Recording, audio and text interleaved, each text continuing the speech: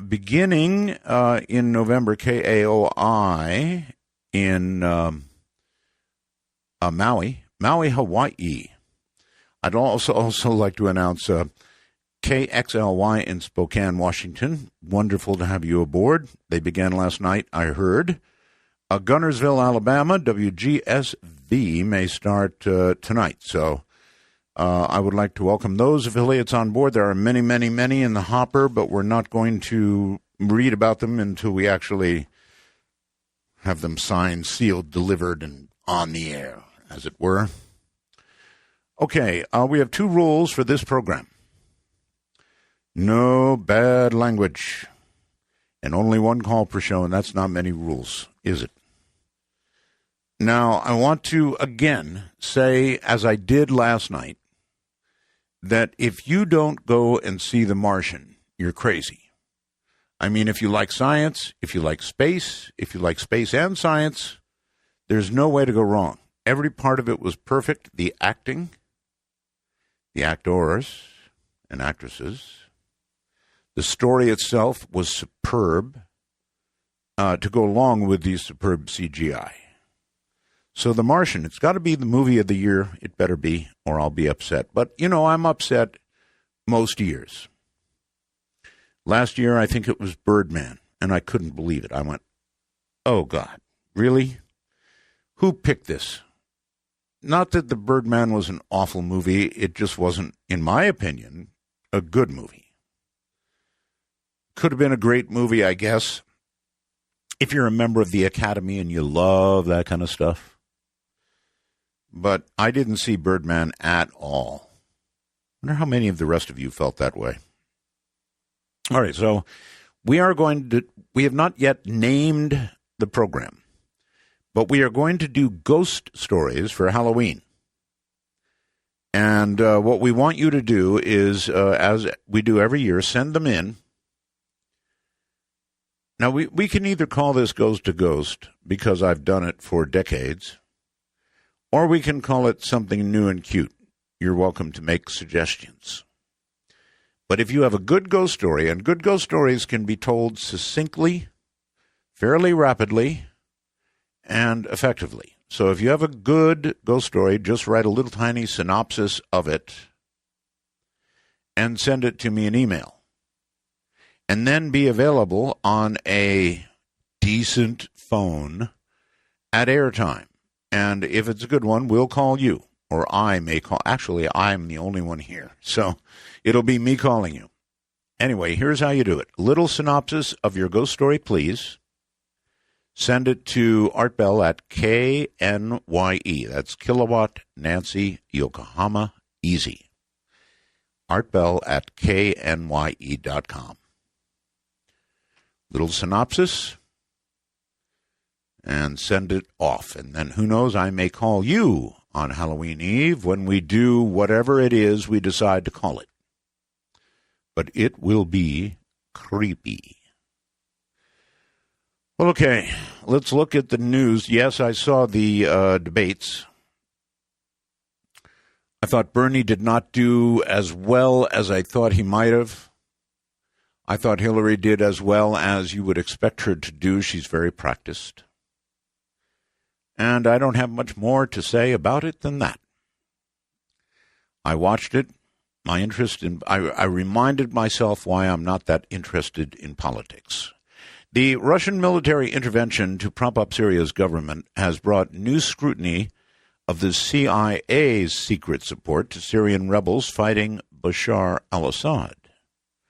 But how far is the U.S. willing to go to empower its proxies to take on Vladimir Putin's allies? Answer seems to be not much, not very far. Countering their involvement over there is nowhere near as important, apparently, as battling the Islamic State.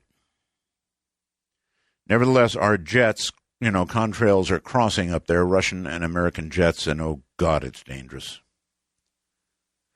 California will end its legislative season having enacted some of the country's most aggressive social policies. Now, these are laws requiring student vaccinations, granting terminally ill people the right to life-ending medications, and mandating equal pay for women. That's quite a lot. So California is going to take on end-of-life issues. Twitter is going to lay off 336 employees. So if you have a tweet to get out, you better hurry. Well, not really. It'll be fine. Signaling all of this signals CEO Jack Dorsey's resolve to slash costs. And, of course, who gets slashed when you need more income, more and better bottom line? It's the employees. The following from the internet, anomalous.com. This list contains most of the usual suspects, pardon the pun, but the sordid true histories behind the ghostly legends are an entertaining read. Every link within this article leads further down the rabbit hole of irresistible late-night reading, or talk radio in this case, as you dive into an extensive collection of first-hand paranormal experiences from police officers. That's right. These two sites will give you stories from police officers about the things we talk about. It will give you stories of ghosts. It will also link to the nurses. It's called allnurses.com. What's your best nursing ghost story? Well, you just know that nurses have lots and lots of ghost stories. Because, of course, they tend the ill and dying. And many times that is who is around when you die, is a nurse, right? Not necessarily a doctor. I guess you're coding, so they're on the way. But if you actually are passing, it's probably a nurse that gets to you first. I have heard so many tales of people who have felt a soul actually pass through them on the way to, well, its final destination. Sorry about the movie reference. All right, coming up here in a moment, this is, after all, October, so staying true to it, Dr. Barry E. Taff, who holds a doctorate in psychophysiology with a minor biomedical engineering, is a world-renowned parapsychologist who worked out of UCLA's former parapsychology lab from 1969 to 78 as a research associate. During his 40-year career, Dr. Taff has investigated more than 4,000 cases of ghosts, hauntings, poltergeists, alien abductions, and UFOs. He has conducted extensive studies in telepathy and precognition, which led to the development of the initial protocols for what was later termed remote viewing. Dr. Taff participates on the lecture circuit and has consulted for government, business, and law enforcement, including the CIA, really, Office of Naval Intelligence, ONI, National Security Agency, NSA, DIA, Defense Intelligence Agency, the Defense Advanced Research Projects Agency, DARPA, and the FBI, Interpol, APD, California Highway Patrol, and Santa Barbara Sheriff's Office. Wow! And the Westminster Police Department. Where hasn't he been? He has taught on numerous occasions at UCLA, UC Irvine, UC San Diego, and UC Santa Cruz. In the spring of 2010, Dr. Taff's book, Aliens Above, Ghosts Below, was published by Cosmic Pantheon Press and has since become an underground phenomenon.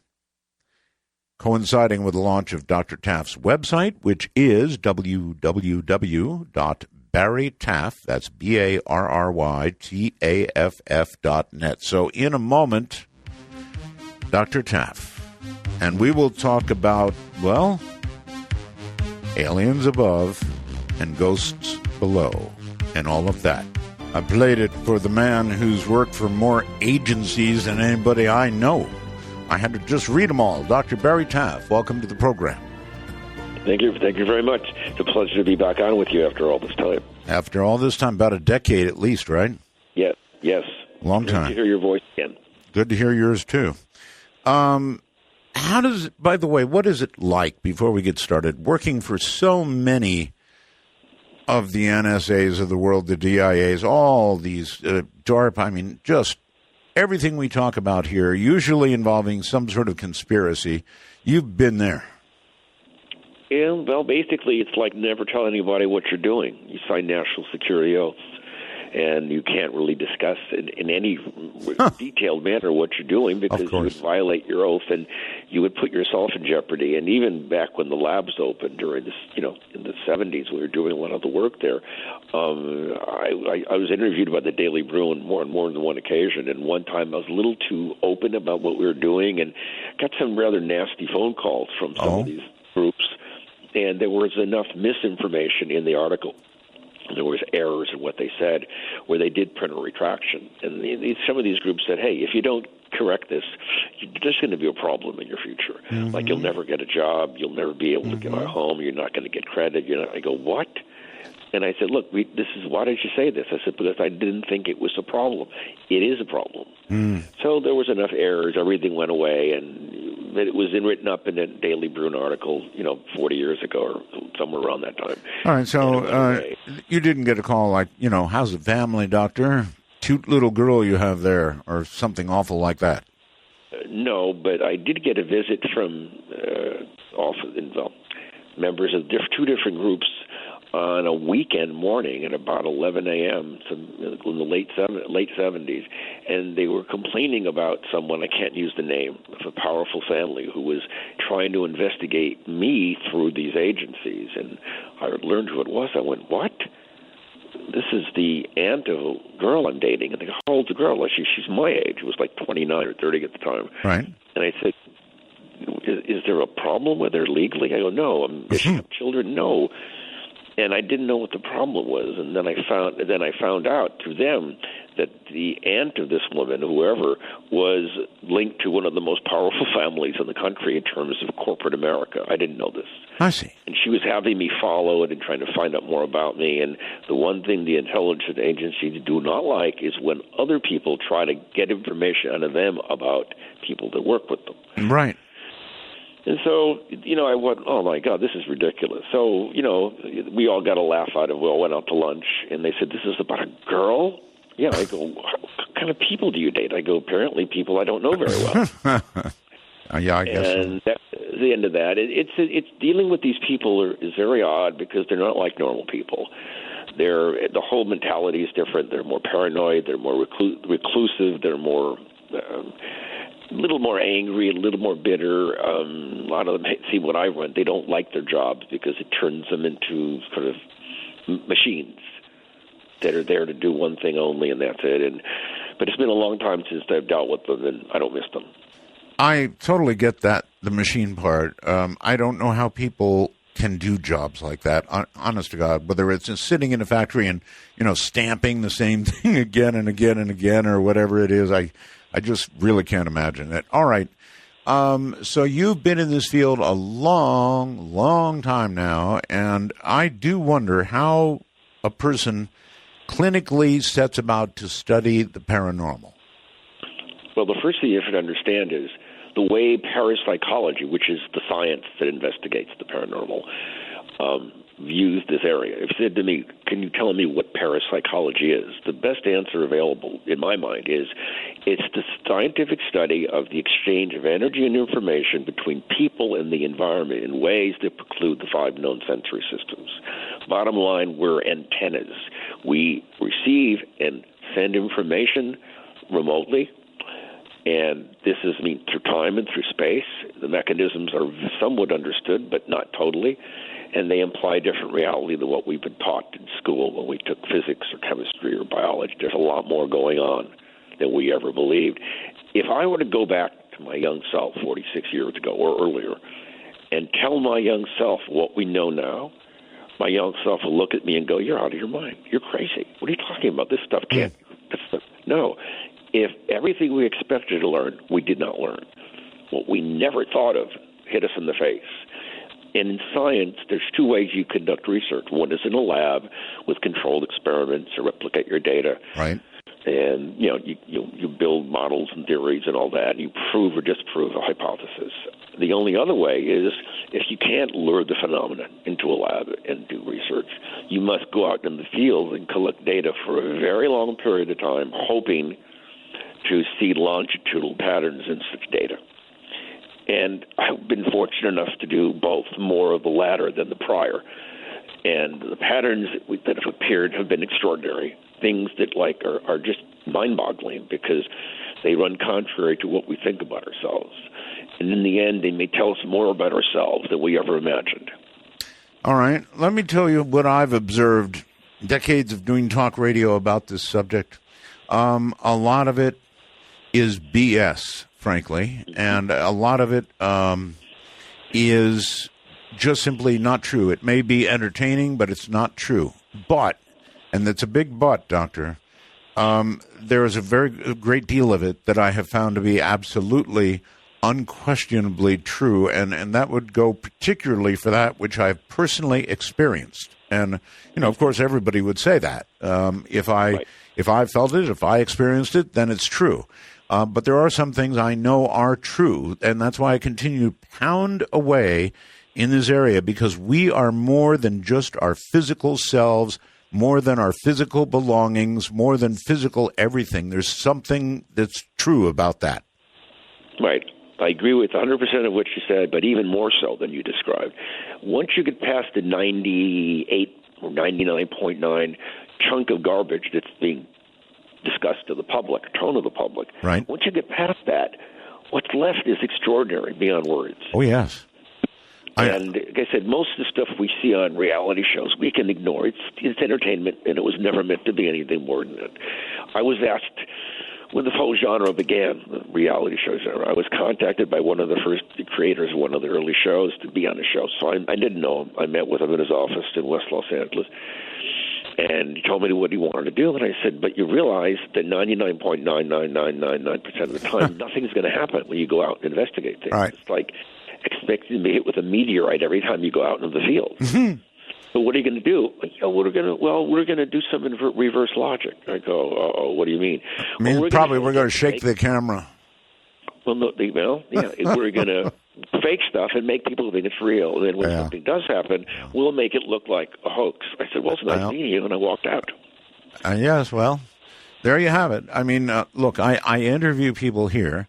Some of them make astounding claims. Some of them are very entertaining. I let them make astounding claims.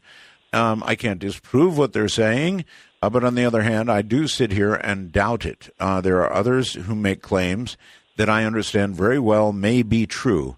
And some of it, as I mentioned, I've experienced myself, and I'll have a big fight with anybody who says that's not true. Right. What drew me into this field was not simple scientific curiosity. That was sufficient. But what drew me in was growing up, I had all these extraordinary paranormal encounters, experiences, now with ghosts, telepathy, precognition, out-of-body experiences. Why me? Why not my family and friends? Why? So I had to make a choice. Either I'm nuts, everyone else is nuts, or something extraordinary is going on. And I pick the latter of all three of them because these things kept happening. And on my website, I have a blog called A Different Kind of Psychic, Being a Medical Intuitive. And this is sort of where it all began for me. I've told the story many times that it bears repeating because I remember it like it was yesterday. I was 10 years old in the 5th grade and playing in the courtyard one sunny day. And this little blonde girl named Christine is walking towards me, and beautiful little blonde girl, blue eyes, a sky blue dress with a flower on the top. And I'm looking at her, and suddenly it just clicked on. What I mean by clicked on is suddenly I could see that there was a tube coming out of her right side, and there was a plastic bag under her dress, and I kept rubbing my eyes. What's this? So I went up to her. I said, Christine, what's this tube? And she started screaming and yelling, so they dragged me in the teacher's office and then the principal's office. It turned out she had a colostomy. Colostomy. I was 10 years old. So I told the principal of the school, look, he said, look, did you speak in the girl's bathroom or did you look under her dress? I said, I did neither. It just came on. He goes, well, you smell like x-ray vision. He goes, all right. So he calls my mom, and my mom talks to him. He says, yeah. She goes, yeah, Barry can do this. And the doctor and the principal went, what? So obviously this had begun much earlier if your mom knew about it. Yeah, a couple of years earlier. And I did it to them and family members. Oh. And they just didn't want to talk about it, but it happened in school. And then so the conversation between my mother and the principal ends, and the principal looks at me, look, I don't know who you are, what you're doing, but if we hear of this again, you're going to be expelled, and how you're arrested. So then I looked at him, I said, well, sir, I said, you've got a weird scar. Well, you must have had an appendicitis or something, because it's always purple. Now I call it a keloid. I didn't know that word then. And in other words, you were sick of school. You were ready to get expelled. No, I didn't know. I just told him about it. He meant doing it to other students. Oh, I see. Yeah, but he had just threatened you with expulsion for doing it. Yeah. And so you're telling him about his own scar. Okay. Yeah, and then he turned purple on me. Yeah, I bet. And he just said, all right, Barry, get out. And remember, if I hear of one other instance, you're toast. You're out of here. So there was no other instance at that school. But that's what I started growing up with. And I go, why me? Why not? Why are these? So just jump forward to July 4th, 2013. Yeah. Okay. One of my friends is a colleague, is a medical doctor. We've known each other. We met in the lab in 1972. We own a number of patented medical devices. We've written scripts together. Anyway, so he brought over his new girlfriend, who I didn't even know, and her children, who I didn't know existed. He wanted me to diagnose the children and her. Okay, so, we'd be in L.A. They come over. It was warm, but not hot, and they come upstairs. Beautiful woman, early 40s, and I looked at her kids. I looked at the boy. He was probably 12. Cute kid. And I looked at him. I saw the strangest thing I've ever seen in my life. Even for me, it froze me. The best way to describe it, what I saw was that his frontal lobes were missing. Holy mackerel. And I kept rubbing my eyes. What am I?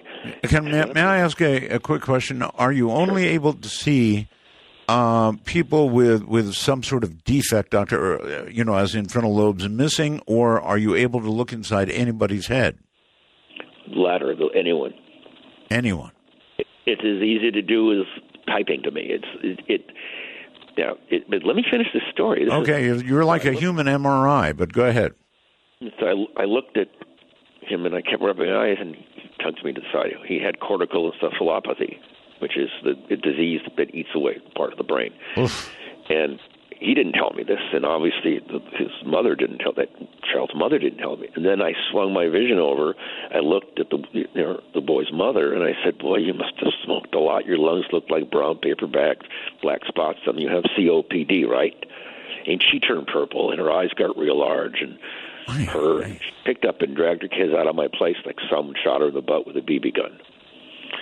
So that was fun, but I mean, it's easy to do. I mean, no, it's not. Is I can't stop it from happening. It may be easy for you. It's not easy for me. I have never looked inside anybody. Right. Remember the movie Man of Steel in 2013 came out? I do. Remember the scene where young Clark Kent is in the classroom and suddenly he's looking through people? Yes. And he freaks out, runs and hides in the closet? Yes. With the exception of the latter part of that scene, that's what I lived through. I go, what's going on? Why am I seeing this? And even if another example, when The Dark Knight came out, I went to see the screening. I met a friend there I knew from the UCLA days. So we drove separately, and we sit down, the movie starts, and suddenly my bladder feels like it's about to explode. It's burning and cramping. I'm going, oh, my God, it's happening. All right, we're about to have to go. We're going to have to go to break. Oh, okay. And when we come back, we'll pick up with your bladder exploding. Okay. Dark Matter Network News. I'm Amy Martin. The Dutch Safety Board has issued their final report on the downed Malaysian Airlines flight MH17, claiming that it was struck down by a Russian surface-to-air missile. The passenger jet crashed near the Ukraine-Russian border last July, killing all 298 passengers flying to Kuala Lumpur from Amsterdam. U.S. and German intelligence claimed at the time that the plane was shot down by pro-Russian insurgents during the height of the territorial conflict. The investigation that involved reconstructing the nose of the plane concluded that the impact occurred on the left side of the cockpit. Fragments of missile debris have been identified as the Russian-made 9M38. Russia claims that these weapons are no longer used by their military and insists that they must have been obtained by Ukraine forces.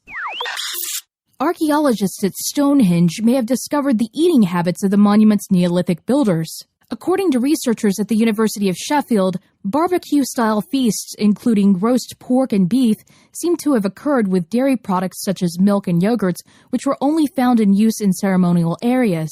One researcher notes, the special placing of milk pots at the larger ceremonial buildings reveals that certain products had a ritual significance beyond that of nutrition alone. The sharing of food had religious as well as social connotations for promoting unity among Britain's scattered farming communities in prehistory. The evidence was gathered from remnants of cooked meals in clay pots, as well as animal bones found scattered throughout the site. The blog GadgetZZ.com just received a mysterious DVD containing what appears to be a person in a 17th century plague doctor's mask and black robes. The figure looks to be communicating a strange encrypted message. The disc, which features a series of letters, numbers, and symbols written on the outside, contains the mysterious figure with an odd blinking light in the middle of its hand. The video also appears to have numerous deliberate glitches, and it is thought that the figure may be communicating to the recipient through some sort of encrypted Morse code. The DVD menu also features an image of human bones. The blog claims that the disc arrived from Poland and is reaching out to readers far and wide to help disseminate the code. Check it out for yourself on GadgetZZ.com. Harvard is looking to cure type 1 diabetes with the help of stem cell research. The university has utilized embryonic stem cells to make human insulin-producing beta cells for supplementing those which no longer function in individuals with type 1 diabetes. Diabetes affects an estimated 9% of adults around the world, with over 1.2 million deaths from the disease annually. According to Harvard, these researchers are now just one preclinical step away from the finish line. This has been Amy Martin for Dark Matter Network News. Anyway, Dr. Barry Taff is my guest, and he was, when we left him, in some medical distress with regard to his, and it was in a story, though, not in current life, or he'd be fine after that 7-minute break. So anyway, pick up, Doctor. Yeah, so the movie starts running, and suddenly, as I said, I start feeling a cramping, burning, spasming in my bladder. I go, what's this? I don't have problems with my bladder. The woman I was with suddenly got a silent call from her daughter, which is the phone was on vibrate. She had to leave, so she didn't need my help. It was, no big deal, but she had to leave. So I stayed and watched the movie. About 10 minutes after she left, I felt fine. She called the next day to ask how the film was, and after I asked her how her daughter was, she revealed to me that I told her what had happened to me with the bladder, and she said, that's really odd. I had a really bad bladder infection that night. Huh. So sometimes I see it, sometimes I feel it, sometimes both. But it's an impediment, an encumbrance in terms of getting close to some people, because most as we get old, stuff happens. Yeah, can you see these things at will still? Yes, it's like I said, it's no difference to me looking at a computer screen or driving. And if someone, like if I'm ever near people who are epileptic, I'll start feeling dizzy or I'll pass out. You know, you spent many, many years in these 3-letter agencies. If you had told them what you just told me, you would have been out on your ear. Correct, and therefore I never discussed it. Good move. I met these groups, these individuals from these intelligence agencies, they came and they witnessed, and this is discussed in another blog on my website called Learned Psy, Training to be Psychic. It's about the remote viewing work we did, and it talks about how these people, number of them, not by name, came to our lab and witnessed these experiments we were doing, and they were just blown away. And some of us could do it better than others, some couldn't, but they had never seen it work that well under controlled conditions. And they wanted to work with us later on, but UCLA went, no, be political suicide. And it would have been, even back in those halcyon years, it would have been looked upon as political suicide. Okay, let's switch gears very quickly if we can. I get messages on my computer. I call it the wormhole as we go along. Joe writes, Art, can you have him go into detail on the entity case. I heard the interview you did with him back in the 90s, and boy, was that a spooky case. Do you remember which one that was, Doctor? Well, of course. It began August 22nd, 1974, Culver City, California. It began when my old colleague at the time, was in a bookstore in Westwood, Hunter's Books, and he's talking about our work with a friend. And a woman and her friend on the next aisle overheard him, and she said, "Oh, by the way, my house is haunted." So my colleague went, "Okay, give me your name and number. We'll call you and set up an appointment." Mm-hmm. So we did, went out to her house maybe a week or so later. It was a hot August night, and Neil Diamond wasn't there. There you go. And very muggy in the house, little shack on Braddock Drive in Culver City. And the first thing, Doris Bither, B-I-T-H-E-R, the very first thing she told us right off the bat, that she'd been repeatedly raped by a ghost. And we went, "What? Huh?" We rolled our eyes back, and we thought, this woman is, emotionally disturbed. She needs help. She needs psychiatric intervention, medication, therapy, but she doesn't need parapsychologists. Right. So we took notes down, but we looked, they said, "Well, there's nothing we can do for your situation." She went, "What?" I said, "We suspect what you need is something far different than us." And that was it. And then a week later, I wrote a big P on the top of the form that we fill out in every case. That, to me, was the person psychotic. Mm-hmm. There's no reason to waste any more time with them. But she called back about a week to 10 days later, and some friends and neighbors had witnessed things. Well, this changed the whole thing, because if there's corroborative testimony and multiple witnesses, you suddenly take some interest. So we go back to her little house on Braddock Drive. We're standing in the kitchen talking, and the lower cupboard door comes open, and a iron skillet jumps out, or a frying pan jumped out, and takes a leap of a few feet away from the cupboard. And we checked for if there were animals in there, or wires or springs or who knows what.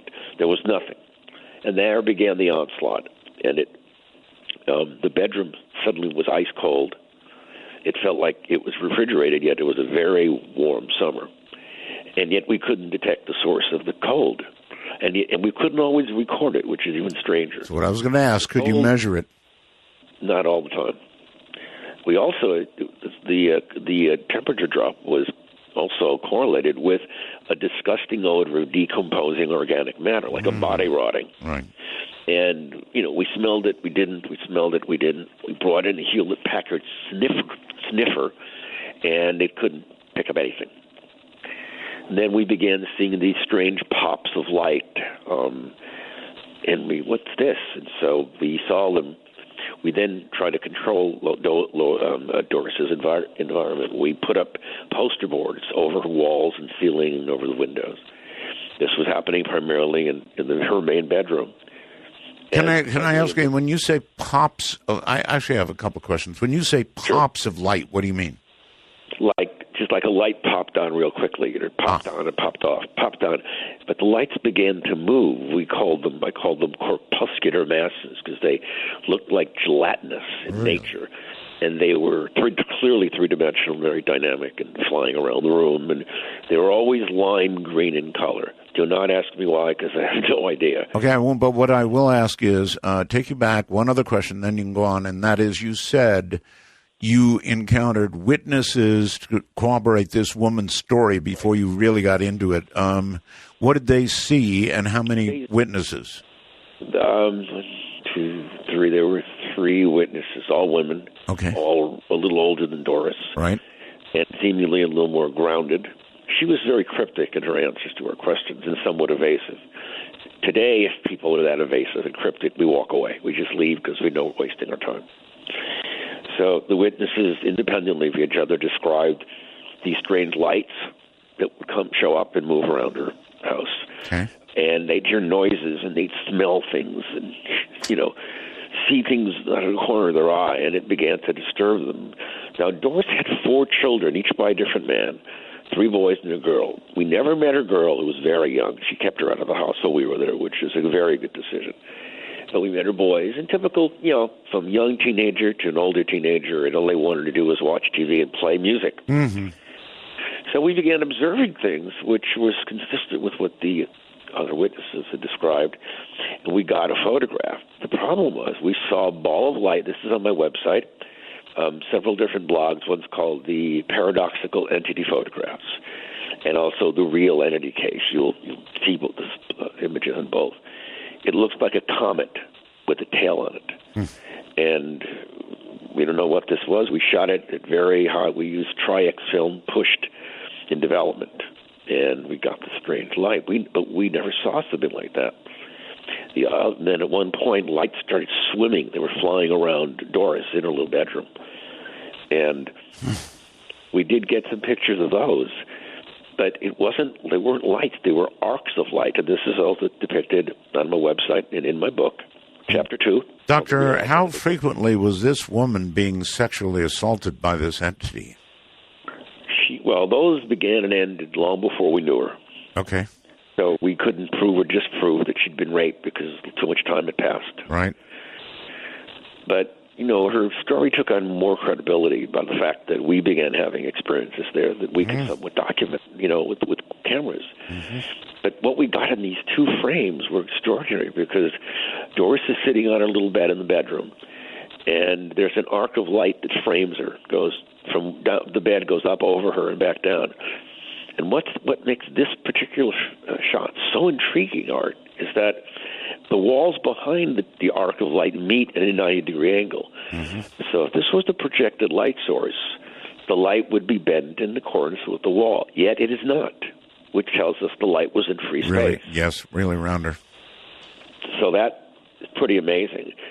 And then another point, in that one of the many times we were there, these lights coalesced in the corner of the bedroom, and they formed an apparition of a very large man from about the waist up. You could see the head, the brow ridge, the jaw, the outer orbits of the eyes. You could see the upper torso, the musculature, the pectorals, the biceps, the whole bit. And then it cut off at the waist, and it was that same sickening lime green.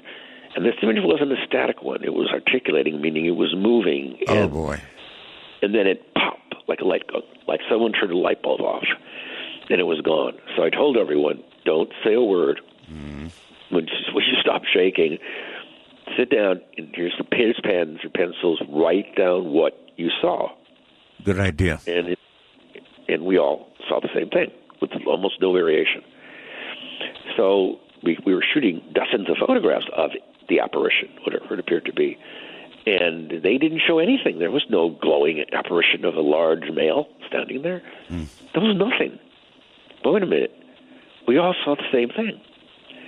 How did we see all if there was nothing emitting light that we could observe? A little bit of a problem. Michael Persinger's work, we know for a fact that very low-level electromagnetic fields could induce very intense audiovisual hallucinations in people. And it's an established fact.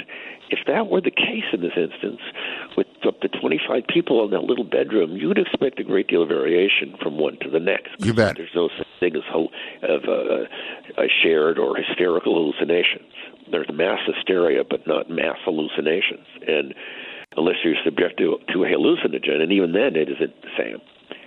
So if we all saw the same thing, what was causing that image to appear to our eyes? Or did it appear to our eyes? Or maybe we saw it in our mind? Well, if something is literally injected into your brain so that your optic nerves register it, it's not necessarily going to be recorded on a camera. Correct. If something is affecting your brain directly, right? Let's say the occipital lobe or the frontal lobe, yes, or parietal or whatever, and that affects your brain to have some sort of visual hallucination. You can't record that with any instrument I'm aware of, under it that we know of. Although the Russians decades ago were claiming they could record things like that, and it never proved out. The question is, what did we see? Well, the case evolved. It evolved. The phenomena grew weaker over time. But at one point, we're in the bedroom. It was ice cold, and we were saying basically holding a little seances with nothing else to do. And we put on music that the children or boys said when they put it on, at certain points to the certain songs, the phenomena would increase. So we started doing that, and we saw that it did indeed increase. But was that due to our intense dislike of the music, right, or was that due to the fact that there was some, correlation with the audio? The acoustic waves coming off the record players and the phenomenon. We'll never know. But At one point, the black poster board started tearing off the wall. Now, each black poster board had a number and a magnetic orientation. So if we got more photographs, we could tell where they were coming from and going to. We had a reference grid. And suddenly something, after we're pleading, do something. Suddenly the duct tape was being pulled off right in front of us. And it flew off the ceiling and hit Doris in the head.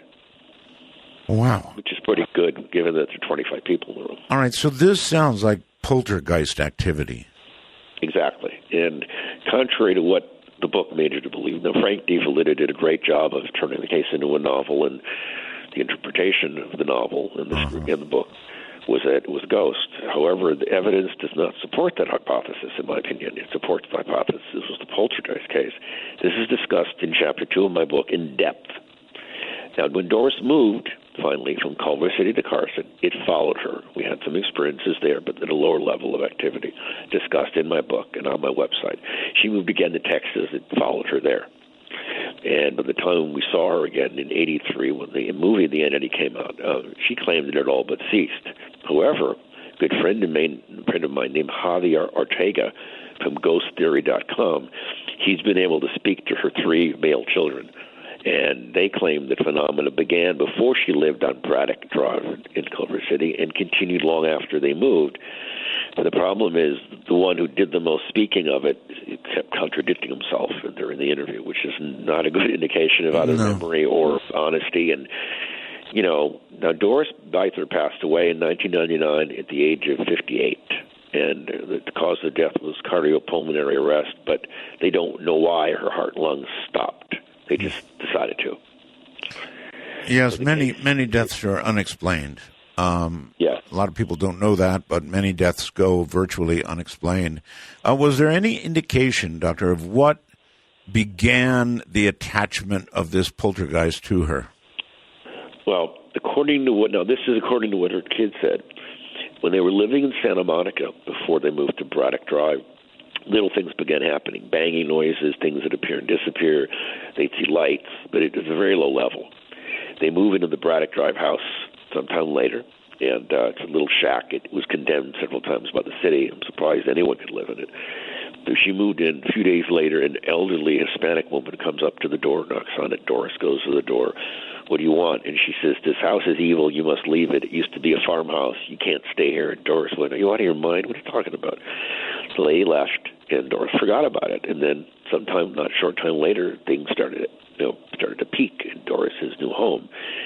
Now, as I said, most of my case file, I'd say 98% of my cases are linked to people, which seems to be the norm. However, it's more complicated than that, because we've now learned that this phenomena is the result of some people's neurophysiology interacting in a very extraordinary way with the electromagnetic environment or geomagnetic environment they happen to live in. And if they have the right type of neurophysiological problem, this may end up producing what we call poltergeist activity. And this is outlined in my book ad nauseum. But bottom line, as poltergeist activity is referred to as recurrent spontaneous psychokinesis, meaning it's not controllable. It can be a macroscopic level where heavy, massive objects can move, including people. And this case supports that. Doctor, is it your view, in looking back on this case now, that she was the center of the activity, voluntarily or involuntarily, more likely, she was producing this poltergeist activity herself? Yes. And my book discusses this in depth on Chapter 2, that there were libidinal fantasies that were somehow being externalized, and they were triggering the onset of these phenomena. Doris had a really very dysfunctional relationship with her family growing up, with different men, and it's sort of like there was an episode of Star Trek, I forgot the name, with Michael Dunn. They were on a planet where all the elders had psychokinetic abilities. And at one point, one of the actors becomes sick, one of the peepers, and Spock said, we're seeing this telekinetic or psychokinetic manifestation of Parlam's delirium.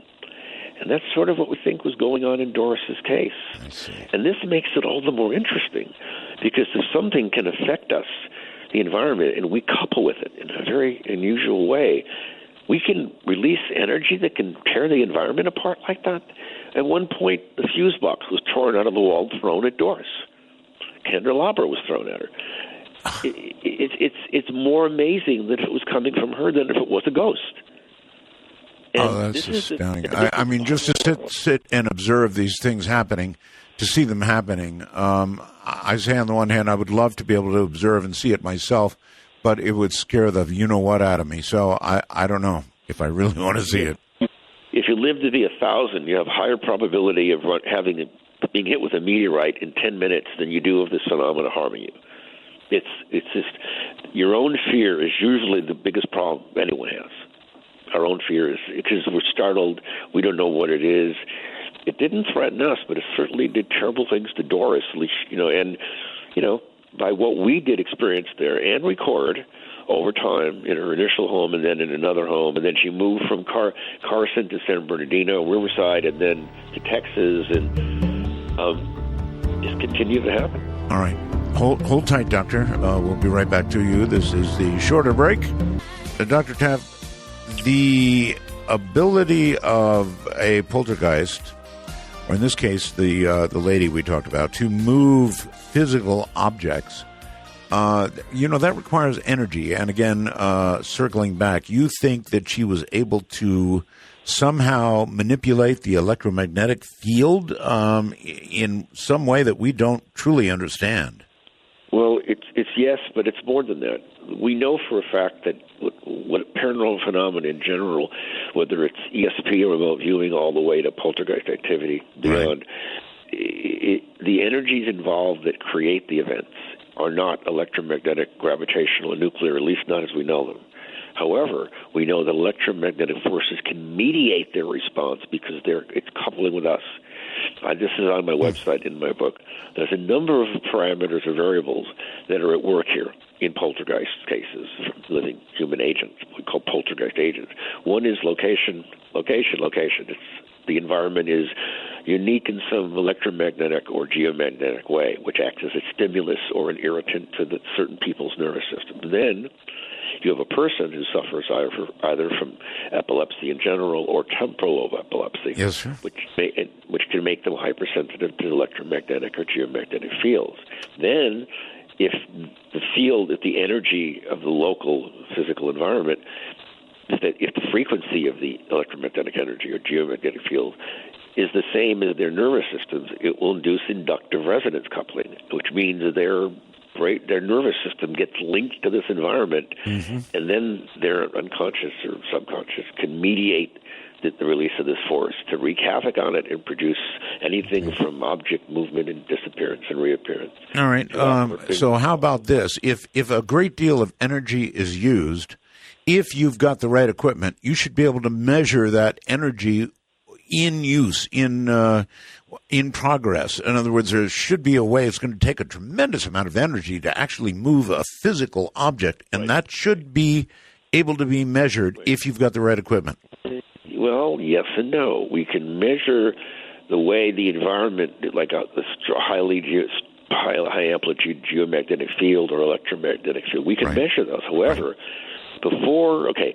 long before a 210-pound man can be picked up and thrown across the room, and I've seen that happen in the San Pedro case, long before that can happen based on the energies we know of, and there's only 4 types of energies we know, your clothing and everything in the room would be set on fire by the liberated heat, the second law of thermodynamics. Not only does it not get hot when these things occur, it often gets cold, or it appears to get cold, but that could be the effect of the magnetic field on your body. You think it's cold when it isn't. So this is the whole problem. You see, let's say a 200-pound man is picked up and thrown on the wall like a rag doll. Well, his clothing and everything in the room should start burning immediately, but it doesn't.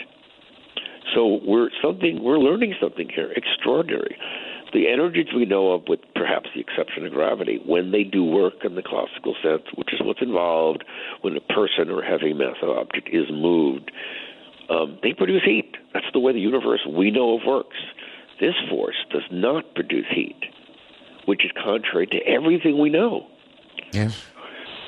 So basically, we can bury our head in the sand and go, I don't want to know this. Don't bother me. It's too complicated. Or we can take the next step and figure out if it isn't anything we do know, then what can we develop technology to measure what's going on? Well, we can only measure what we know. Every instrument, I've got low-frequency spectrum analyzers and air ion counters and geomagnetometer, all these different things, thermal imaging stuff, and they're designed to measure what we know. You can't develop a machine to measure what we don't know because we don't know what it is. That's a good point. And that's the problem with all of this. We can, the one thing that's interesting, faces and places may change after 46 years of research in the field, but the phenomena does not. We keep seeing the same things over and over again. Wherever we go, we keep running into the same situation. It gets down, we can measure the environment, okay, it's this and this. We can measure the people. The instruments we have can measure bioelectric fields. They're pretty easy to measure. Biomagnetic fields are very difficult because they're extremely weak. You need superconducting sensors, which are not portable. They're not made to be moved around. However, among poltergeist agents, we can measure their body's magnetic field because it's pumping out so much more energy that we do know of as compared to a normal person. And they usually, these people that have these problems, these psychokinetic manifestations on a recurring basis, beside having, temporal lobe epilepsy and the environment's very strong to irritate their nervous system, they have a very low threshold for dealing with stress. And all this combines to produce these results. And it's amazing. I mean, it'd be like going out and date girls and every girl looks the same. What? But how can they all look the same? But they take off a mask. We're all different people. We just happen to look alike. And that's what we keep running into. And so most of them are women, although some are men. Some can be young, adolescent, pubescent, adolescent. Some can be mature adults. But the things they have in common stay the same. And a lot of times we ask people questions on all investigations. And we tell them, look, some of the questions are very probing and invasive. If you don't want to answer them, don't. We ask about medications they've been taking, how long, what dosage, why were they prescribed, family history of epilepsy, and sometimes it's so subtle. They go, no, no, no, and then we ask about sleep disorders, and they say, oh, yeah, well, I take something like Klonopin. Klonopin is anti-seizure, anticonvulsant. And they say, it's odd. When I take the medication, the phenomena stops, but I sleep well. I was going to ask if there's any indication that that any pharmaceuticals either increase or decrease that ability, and you just sort of answered that. Yes, it depends on the individual, but generally speaking, in fact, long ago when I did your shows, people started calling me, people I didn't know all over the country, and it was great because they didn't know anything about what I was doing in detail, and they're telling me, they're taking their, medicine for epilepsy, and when they were taking it, the phenomena stopped. When they stopped taking medication because they didn't like the way it made them feel, the seizure would return, as would the phenomena.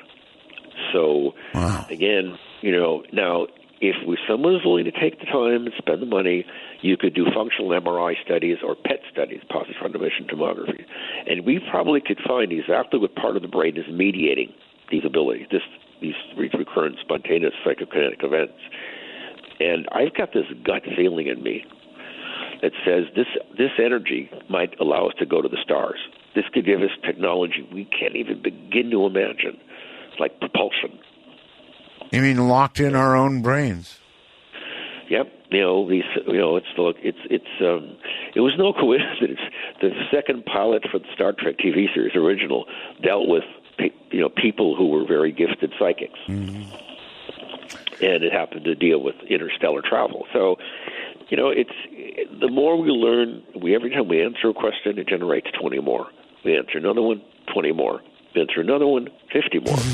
All right. Let me go down a couple of roads here, sure. if I can. One of the ones that I've had personal experience with, is precognition. And don't worry, folks, I'm not going to explain the experience I had again. I'm tired of talking about it, but I had a unquestionable case of precognition, Doctor. So I know it's real. I absolutely know it's real. However, it is a function of a living human brain, as apparently poltergeist activity is, right? Right. All of this seems to be linked with us living beings at some point. And in my book and on my website, I tell a great story. We were doing all this remote viewing work at UCLA, and it was fun, but it got boring because it was easy to do and it was easy to reproduce the results for the most part. So we tried something unique. Instead of doing real-time remote viewing, how about doing some precognitive remote viewing? Let's look ahead in time 1 week and see who the randomly chosen target would be for the next session 1 week later. We didn't know no one knew. It was all random people coming in, randomly chosen. So we put ourselves through our progressive muscular relaxation. The lights are off. We're recording everyone's voices. Describe the target of the next week. A lot of us started describing a tall, beautiful blonde with blue eyes, describe her clothing, pantsuit, gorgeous. Yes. And each chair was numbered beneath it, and she described the chair she sat in by number. And then we described a big house in the Hollywood Hills, 3 stories, and a big baby grand piano. That could have been anything. Then we start describing a tall man, over 6 feet, handsome, strong, dressed in all black. Black shirt, black pants, black boots, black gloves, black cape, black hat, black sword, black mask. We thought, are we losing our minds? Mm-hmm. Okay, so the next week, new people come in. We never met. They were brought in by third parties that had not been in our group for weeks. Each person was given a little envelope with a piece of paper in it with a number. People sit down. We roll dice. Okay, open your packets. Whoever's number matches the number on the dice, let us know. This woman says, oh, it's me. And we had forgotten what we said a week earlier. I mean, who remembers stuff from a week ago when it's not about your exact life? We told the woman, here's the control for the tape for the recorder. Start playing it back. If you hear anything that correlates to you, stop it and comment. If it doesn't, don't. So she hears the recording. We described her perfectly. Height, face, hair, figure, and clothing. Could have been coincidence. We described the house she lived in. Could have been coincidence. Growing up, the piano could have been coincidence. But then we get to the tall man all in black, and she just has hesitation on her part. And we didn't even know her name. She turns to us, and she goes, do you know who I am? And we said, no. She said, I'm Tony Williams. And we went, and? She said, do you know who? No. My father is Guy Williams, who played Zorro for Disney. Right. And she went, wait a minute. When did you make this tape? We said, a week ago. A week ago? I didn't know it was coming here till 3 hours ago. And then she was randomly chosen on top of it? Wait a minute. I don't get it. Neither do we. You can't see a future that's not there. You're perceiving information. What's the source? It's not random probability. Come on, you never have these occurrences, ever. And this is where it gets more interesting. There's an idea called implicate order, and it implies, and this is some research done at Caltech by a well-known researcher who was relieved of his duties because of what he discovered. He spent more than 2 decades, and he proved the fact, to the best of medical science, that our long-term memories are very likely not stored in our own brain. What? They're stored in a remote power field, like a zero-point field, and the way we access them is remotely. Why don't we just call it the cloud? Yeah, exactly. So if this is the way we're designed to function on a regular basis, on a daily basis for our entire life, then what we think is paranormal isn't. This is normal. We just don't know any better. So that means that the information, very likely, of the future already exists. Not the events, the information. About the information about the past still exists, like a giant hologram. Everything is everywhere, equally distributed.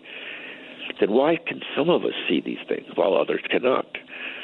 Why can some of us race cars while others cannot? Why can some of us write well or do art well or be an athlete? Everyone's got different proclivities, but precognition poses the biggest threat to our reality because it suggests that we're ignorant.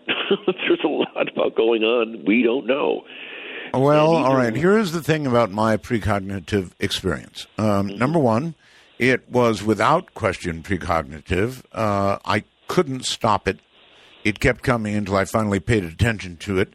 And number two, I have never been able to reproduce it. I couldn't. I did nothing to bring it on. I couldn't stop it from coming on, and I've never been able to repeat it. Now, what do you make out of that? Well, I don't, no offense, I don't remember what it was. I'm sure I've heard talk of it, but it's been a long time. Yeah. But what I'm asking you, did it involve a strong, emotionally dramatic event? Not particularly. Well, it depends. All right. Okay. I'll try and make it real quick. Here it is. I lived in Santa Barbara, California. It was a garden apartment. Nothing special about this. I had my own car. I parked it on the street outside the apartment. You could actually open the sliding glass door to the apartment and look out and see the car. Or even just, open the curtains and look out and see the car through the window. So I came home from work one night, sat down, watched the evening news, which I did every night at that time. As the news continued, all of a sudden, here it comes, like ocean waves washing over me, the feeling that somebody's going to hit your car. Somebody is going to hit your car.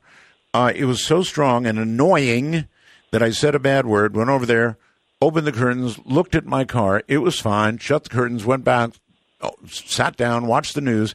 Here it comes again, like ocean waves crashing over me. Someone's going to hit your car. Another bad word. Went over, looked at my car. It was fine. Back to the news. Finally, big crashing waves.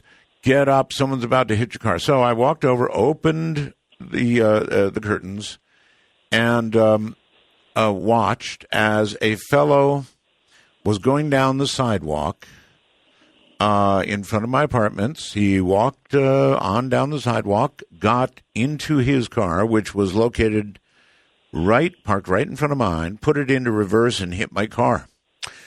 So I fell down to my knees. I was shocked so badly, but I had enough presence of mind to get up, open the sliding door and say, hey, I saw that. He said, I'm stopping. It was no big deal, but it was without question precognitive.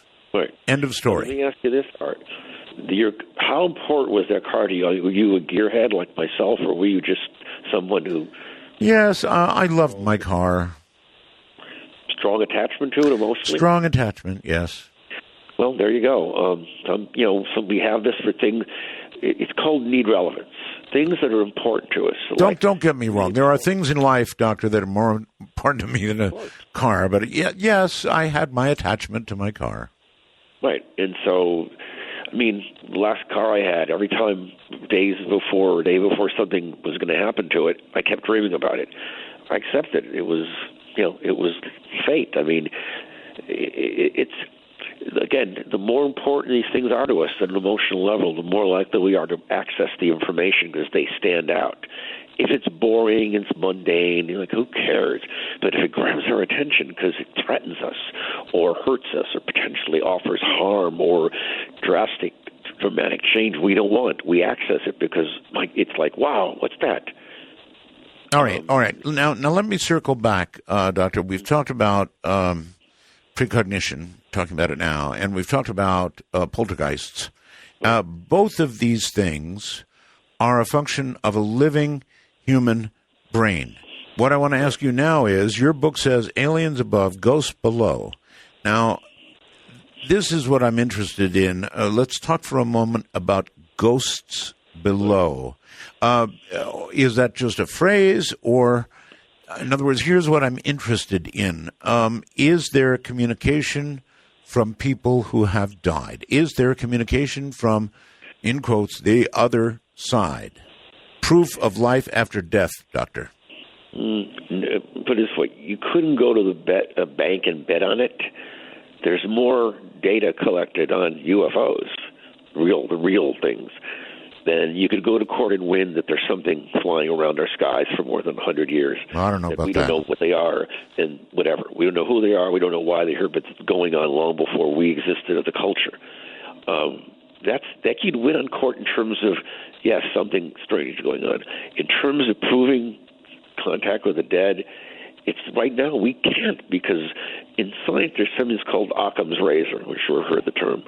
Basically, it implies all things being equal, you go with the simplest explanation. Right. So before we assume something is paranormal, we've got to rule everything else out, everything. Okay, then we get to the point, we start all over again. Start with the most simplistic explanation paranormally, and then you work your way up to the most outlandish, which, of course, is that we can communicate with the dead. And, the sad part is that most of my cases, most of the things that are written about can be more readily and easily explained as the result of humanly generated psychokinetic force. That doesn't preclude the possibility of discarnate intelligence. We've had a few cases that suggest it, but then we find the same thing, the geomagnetic field, the people with temporal lobe epilepsy, neurological problems, sleep disorders. So the question is there any difference between all this, or are we not just, the story of the three blind men and the elephant that's been told, where one blind man holds the elephant's leg and grasps it and thinks it's a tree trunk. No. The other holds the elephant's tail and thinks it's the rope. No. The third holds the elephant's trunk and thinks it's the hose. No. Because of the situational awareness, because they're blind, they can't see the elephant, so they don't know what they're touching. This is where we are right now. Well, you mentioned UFOs, and sure enough, my lines could be full of 1 million UFO stories, but also mentioned ghosts, and my lines could be full of 1 million ghost stories. Now, I guess your answer would have to be, well, they don't really know what they're seeing. Well, it's not know what they're seeing.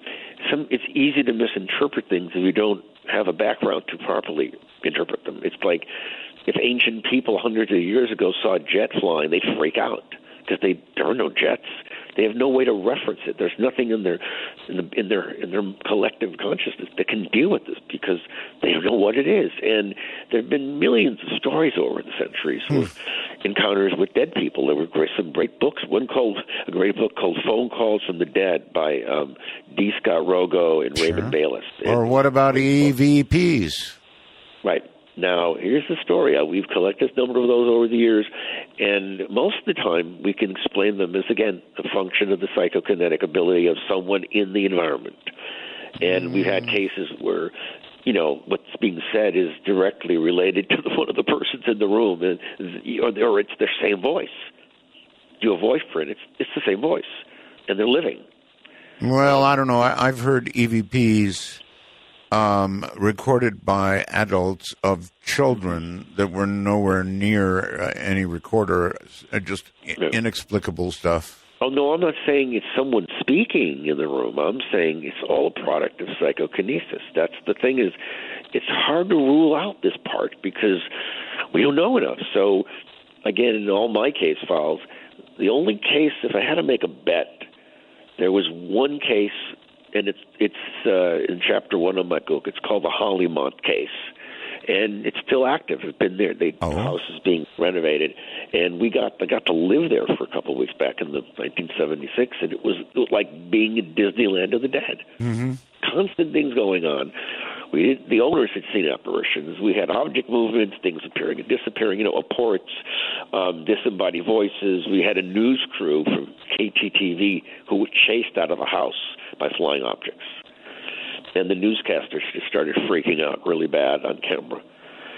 And now we discover there is a body buried beneath the house that's never been exhumed for 1923 named Regina. There's a tombstone down there. And 2 earthquake faults, which are still active, move. They're located a few feet away from the house, intersect a few feet away. And there happens to be a shallow river under the house, hydromagnetic forces. And to what living brain do you attribute this? It could be any one of us that are there. It's not only one person. The problem is you'd have to bring one person in at a time and have them be there alone to measure the environment and them.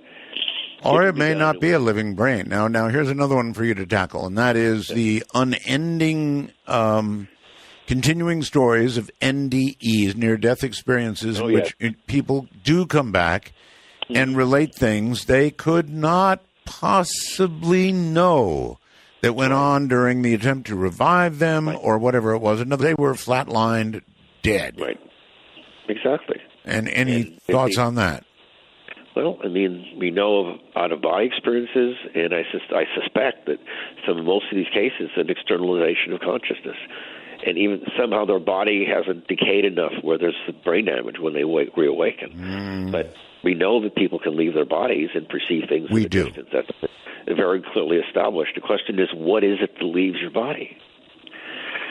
We don't know. I mean, your body's still there. The heart's beating, but if you go flatline for too long and the heart stops, there's brain damage due to oxygen deprivation, right. hypoxia. So it's complicated here.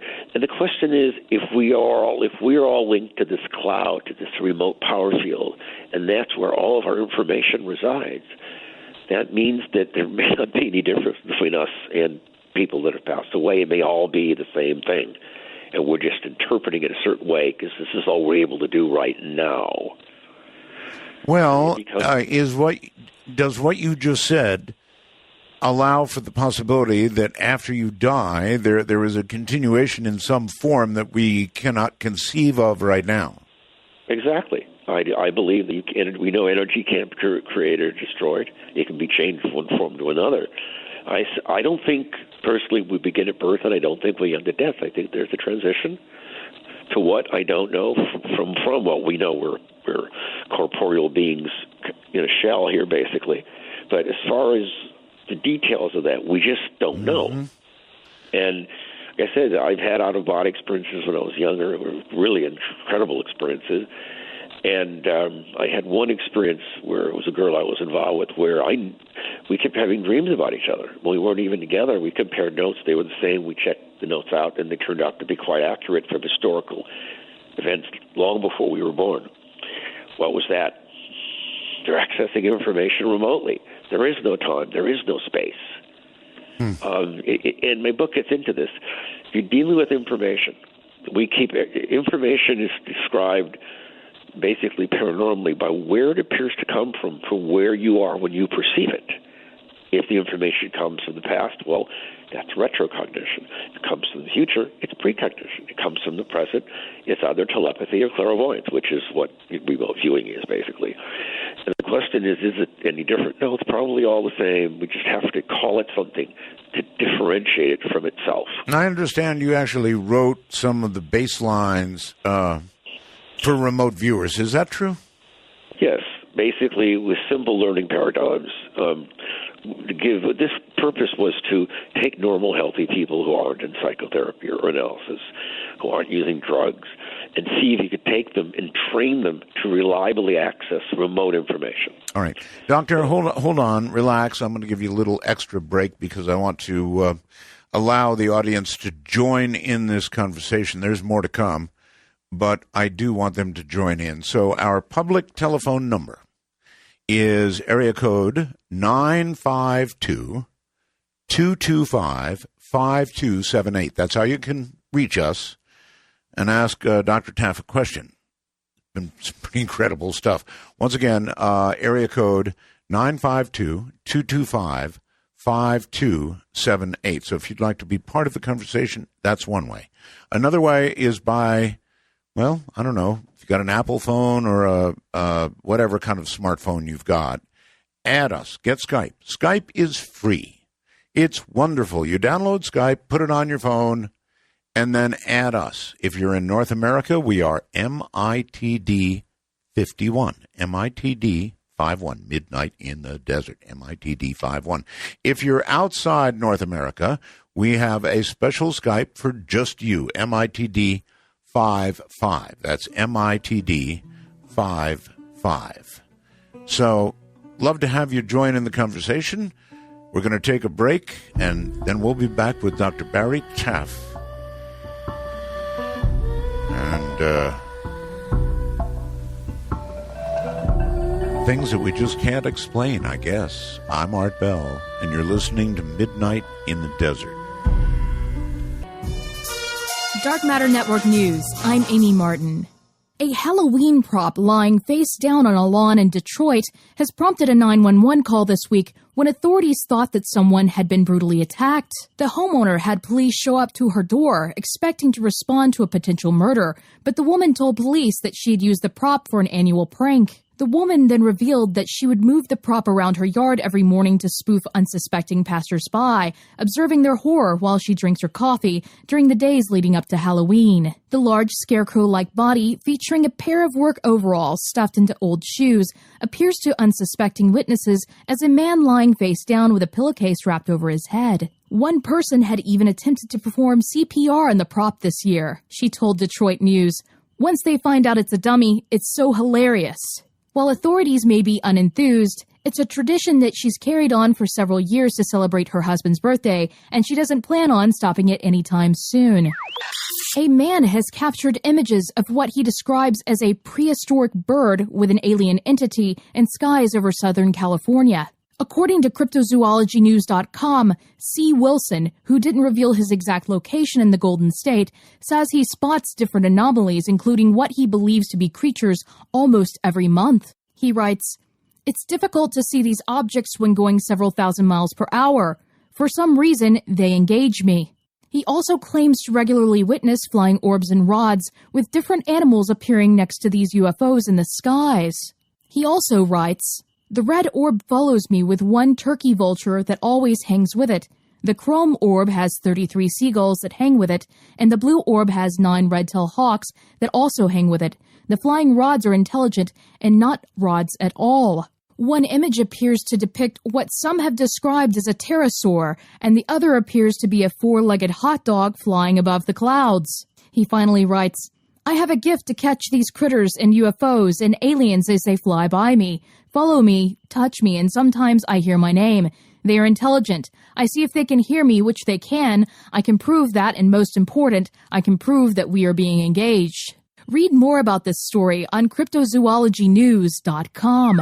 A town in Connecticut has resurrected a fall tradition. After an elementary school decided to cancel Halloween, outraged parents and children stood up to defend the holiday. The school claims that the initial decision to cancel festivities came from wanting to cater to children and families who felt that the holiday was either religiously or culturally offensive. The school district has since reversed its decision, as they felt that the outcry over canceled activities had become a distraction. Have a strange story or a news tip? Email amy@artbell.com.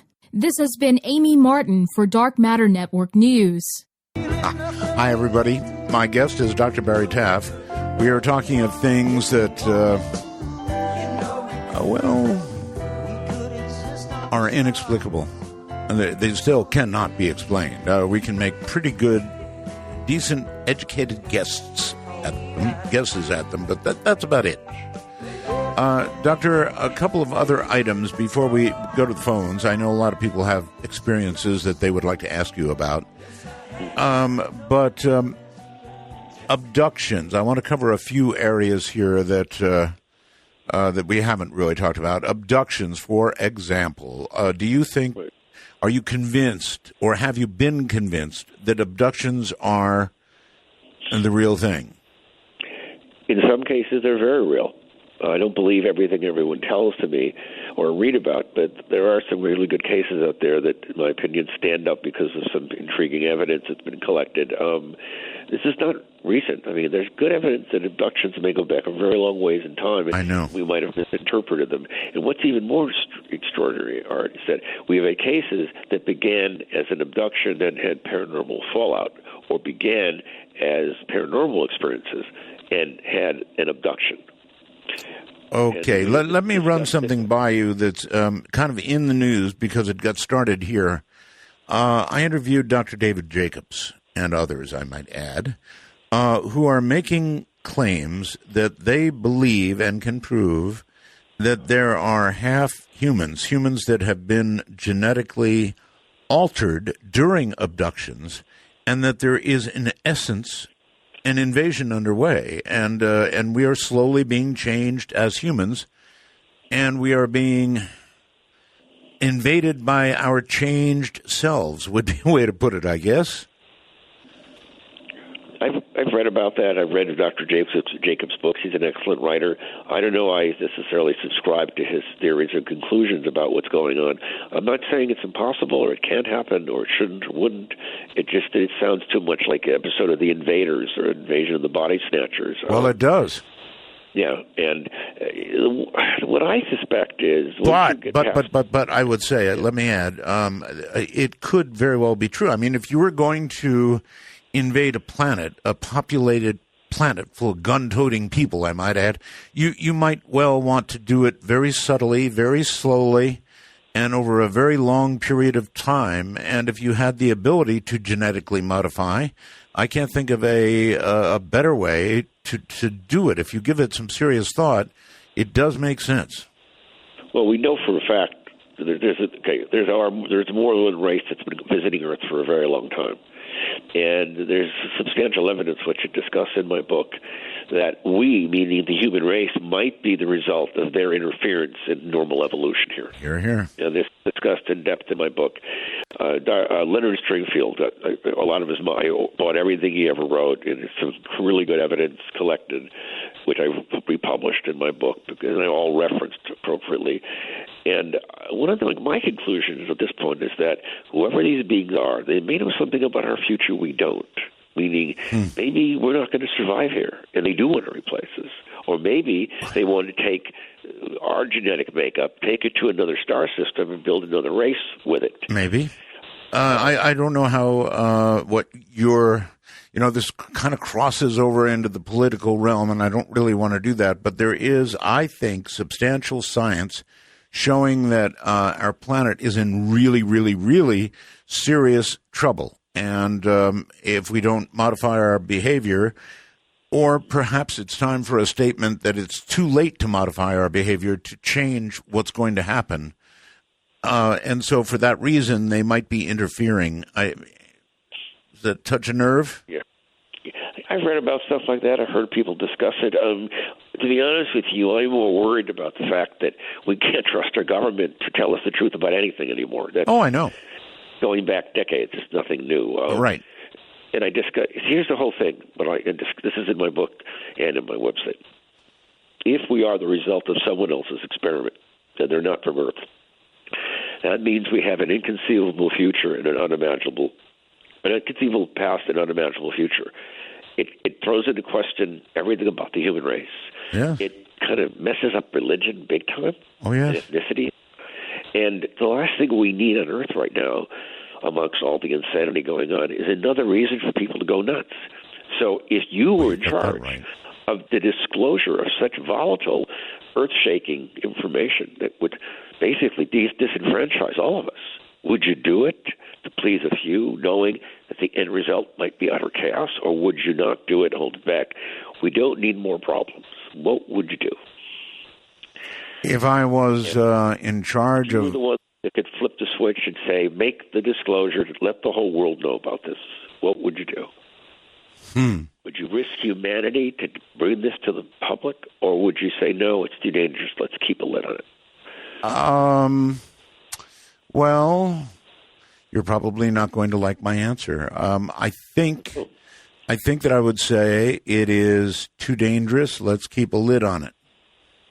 No, that's what most normal, rational, intelligent people would say. In the end, what good would it serve? I mean, not that I wouldn't like this disclosure. It would. I think we need in the near future. It might be catastrophic and be the most destabilizing information ever given to us. In the end, it would probably help us because we'd all realize we're all one people. I don't care where you're from, what your color is, you look. We're all the same. We all breathe the same air and eat food, and we all get old and eventually die. So we're all going through that. But I just think in the short term, the chaos could be horrendous.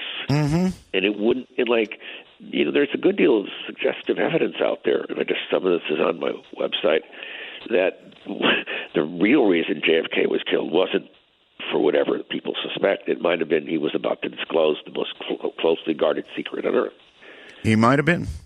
All right. I do have one more really big question for you, and then I guess we'll try and dive into the phone lines. And by the way, I forgot to mention, I do now have a first-time caller line, which is area code 775-285-5800.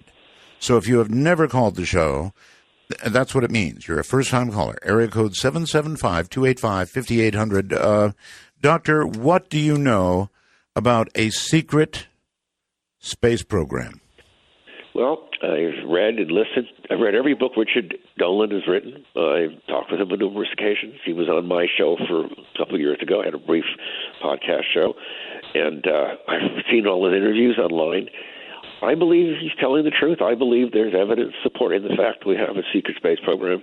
It's well beyond anything NASA is willing to discuss. We may have crewed starships, not like the Starship Enterprise. We may have reverse-engineered UFOs, developed something equivalent to warp drive. And before Ben Rich died, the ex-head of Lockheed Skunk Works, he was at Lockheed. He was at UCLA Alumni Engineering in the early 90s giving a talk, and he said some great things that's been replayed over and over. One, he said, we have things flying that would make George Lucas drool. He says, we now know how to take E.T. home in real time. And he said then afterwards, when the crowd thinned out, I went up to him and I talked to him. I said, the technology you speak of, did you develop it or did you acquire it? He goes, what do you think? Because I think the latter. He goes, you might be right. Will this stuff ever be released to the public? He goes, how old are you? I was in my early 40s then. He goes, no, it's not going to happen. Why? Because it's world-changing. All right. It's world-changing is right. And here's the problem I have with it.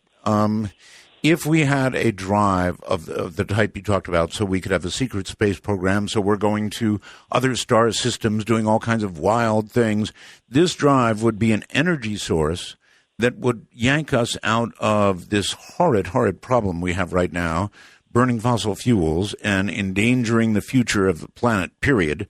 And they would be withholding that from us for what?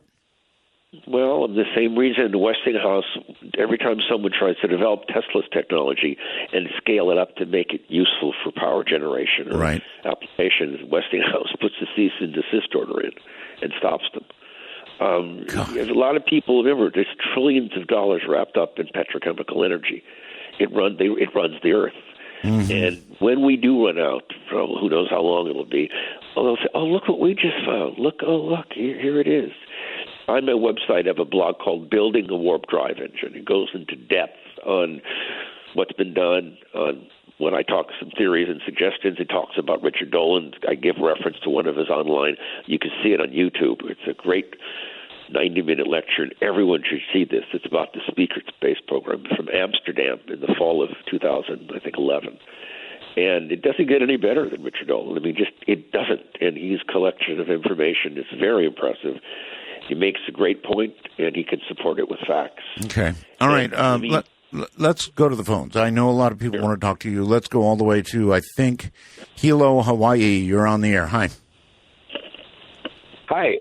Art, is that you? That's me. Yes, sir. Hi. Oh, okay. Well, my name is Ricardo.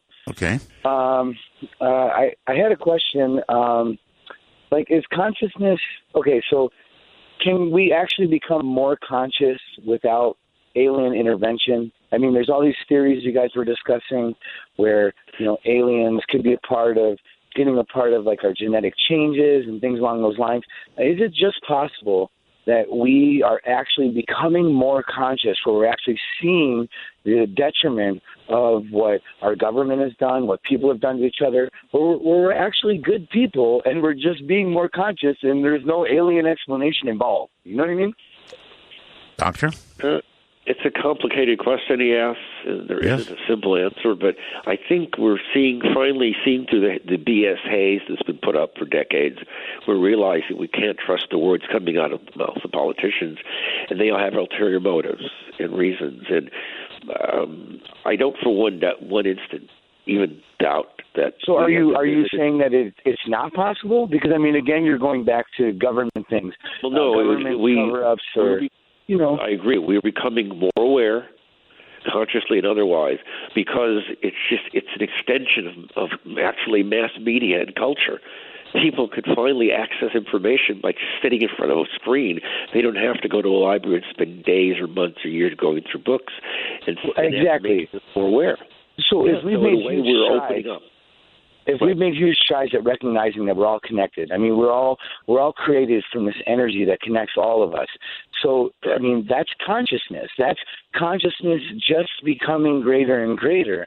Can we just recognize that things kind of, time-wise, time is a tricky thing, so let's not get into it because that would take forever.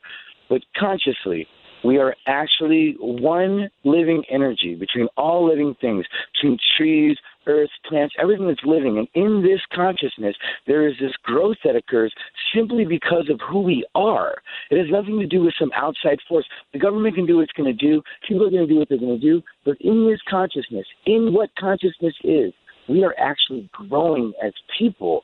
Is that possible, or does it have to be some sort of outside alien influence that allows us? I feel like that takes away our power as people, honestly. Well, I don't think that aliens are affecting our consciousness. I mean, they can, whatever these things are, clearly have manipulated our perceptual abilities and ability to understand. But I think we are evolving and changing much more rapidly now because of our exposure to information based on what we're doing, not based on what aliens are doing.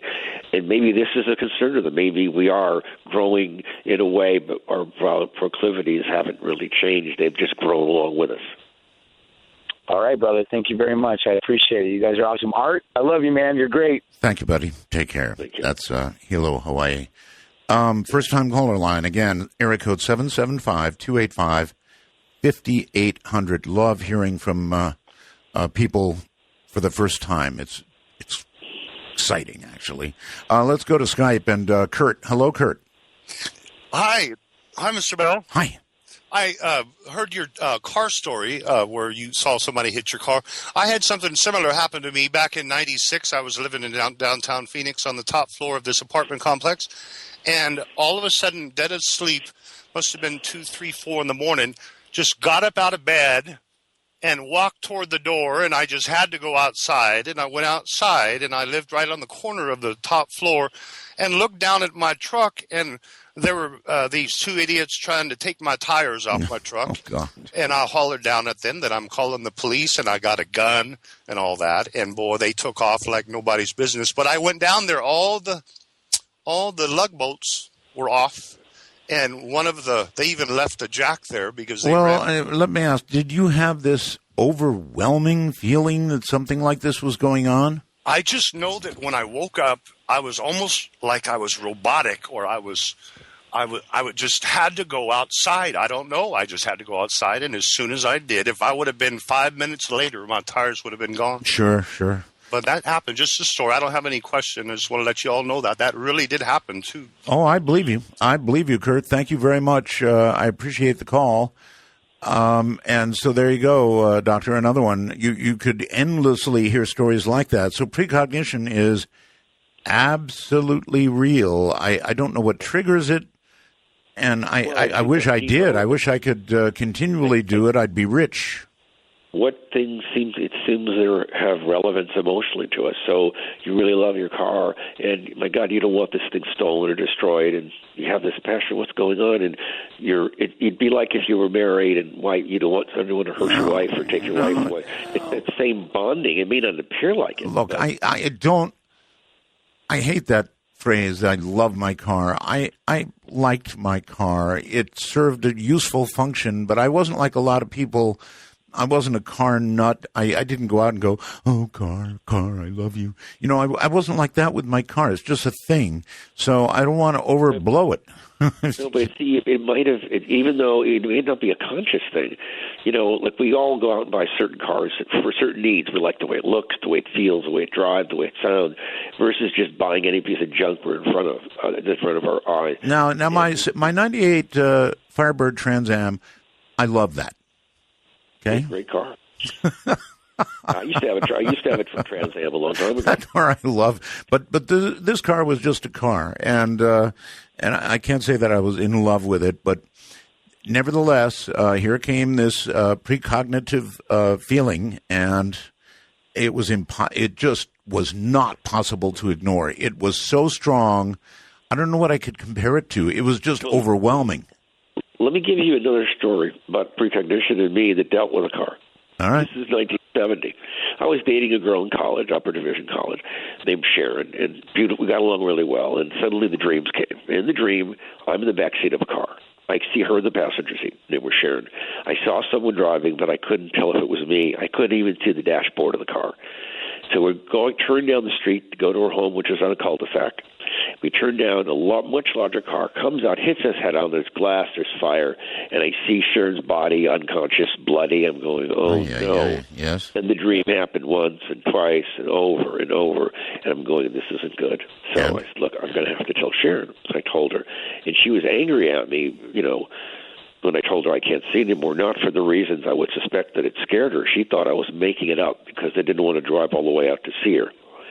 And I said, look, the whole purpose is if we're dead, we're not doing anyone any good. Mm-hmm. She got very angry, and I don't blame her. And relationship ended. And then time went by. She started dating someone else. Well, everything happened that I saw, except he was killed. She was badly injured. I just my ego put me in the driver's seat. I didn't change a damn thing. Good Lord.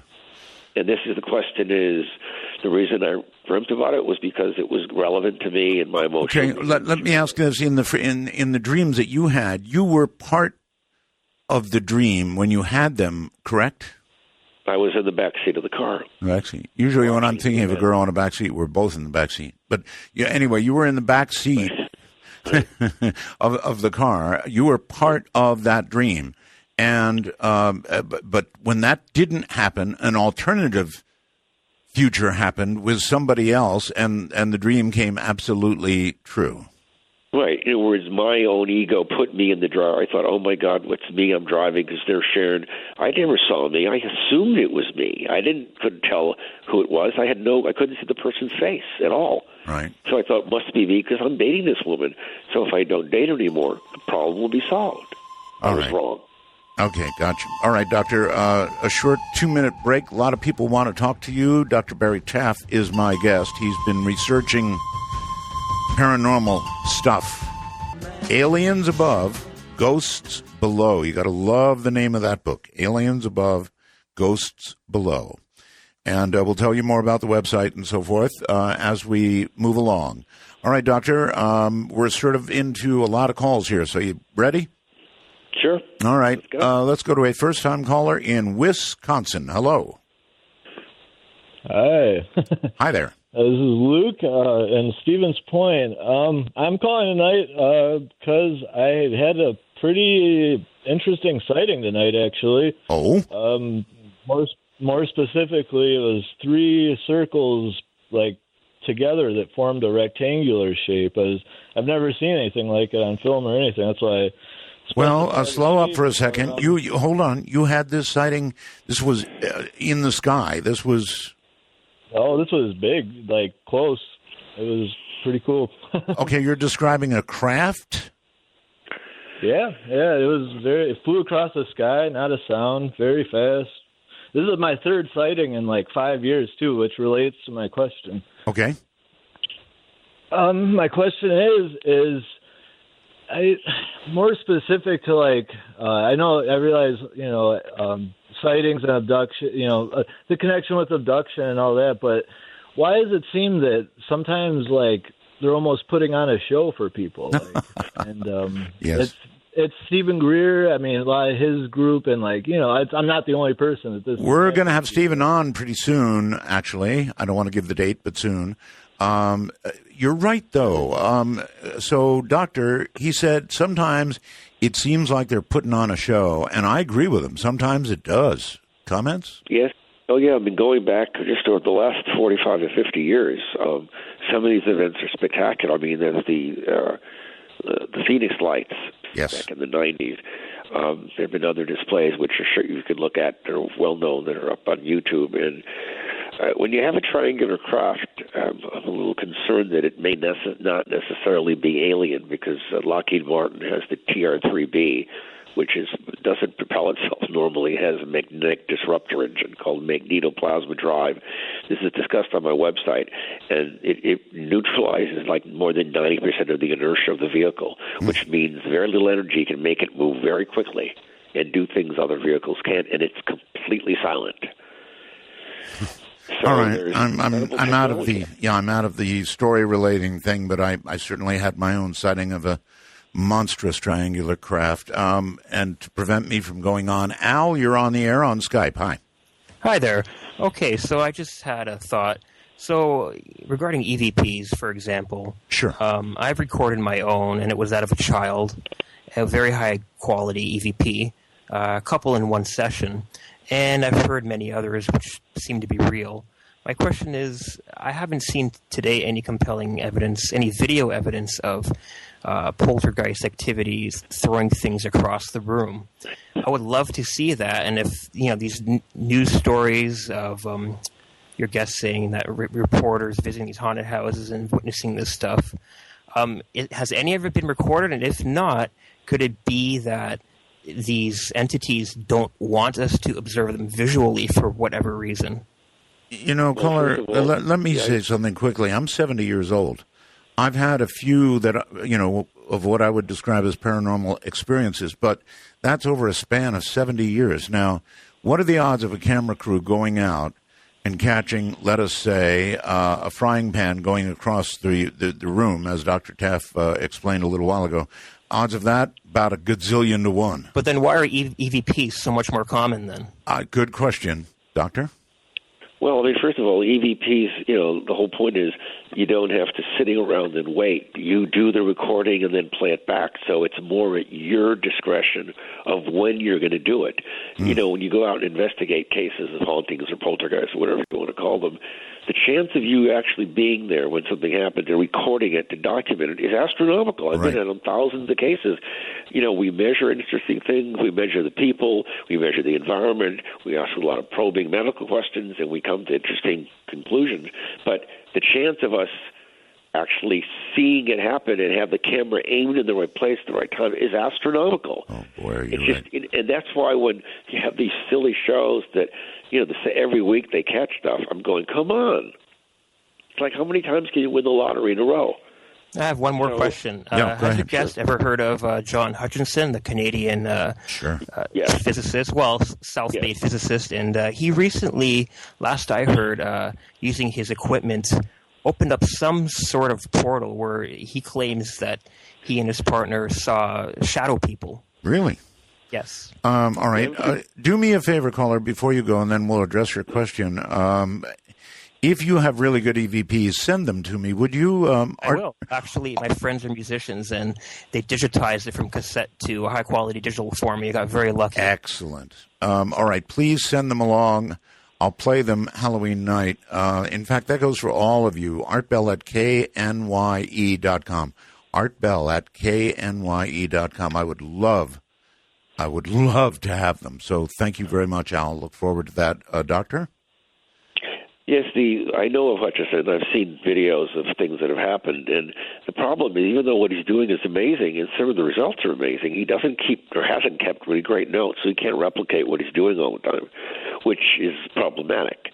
The question is he creating an electromagnetic environment that causes these effects to occur, or is he able to change the environment in such a way to allow it to occur? And he doesn't keep notes. He doesn't keep what he's doing, so he can't reproduce it all the time. Right. Which is the problem with all of this. If this stuff could be reproduced in a lab all the time, we wouldn't call it paranormal. All right. So were you referring to Hutchinson? Yes, Hutchinson. Okay. Yeah. All right. I've seen some stuff written, and I've seen some of the videos linked to him, and they're fascinating. But you can't do them all the time, so it's like, okay, well, where do we go? We go to Anchorage, Alaska right now. Hi, you're on Midnight. Thanks, Art. Again, a great show. The problem I have is you've gone so many places that I'm confused and nearly crippled. I'm going to try, okay?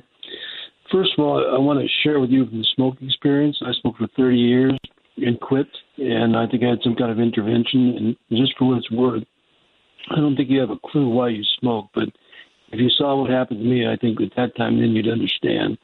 Moving on, your listening audience, along with the doctor, needs to look at ecat.com. I think they discovered a new form of fusion that's breaking the known laws of physics.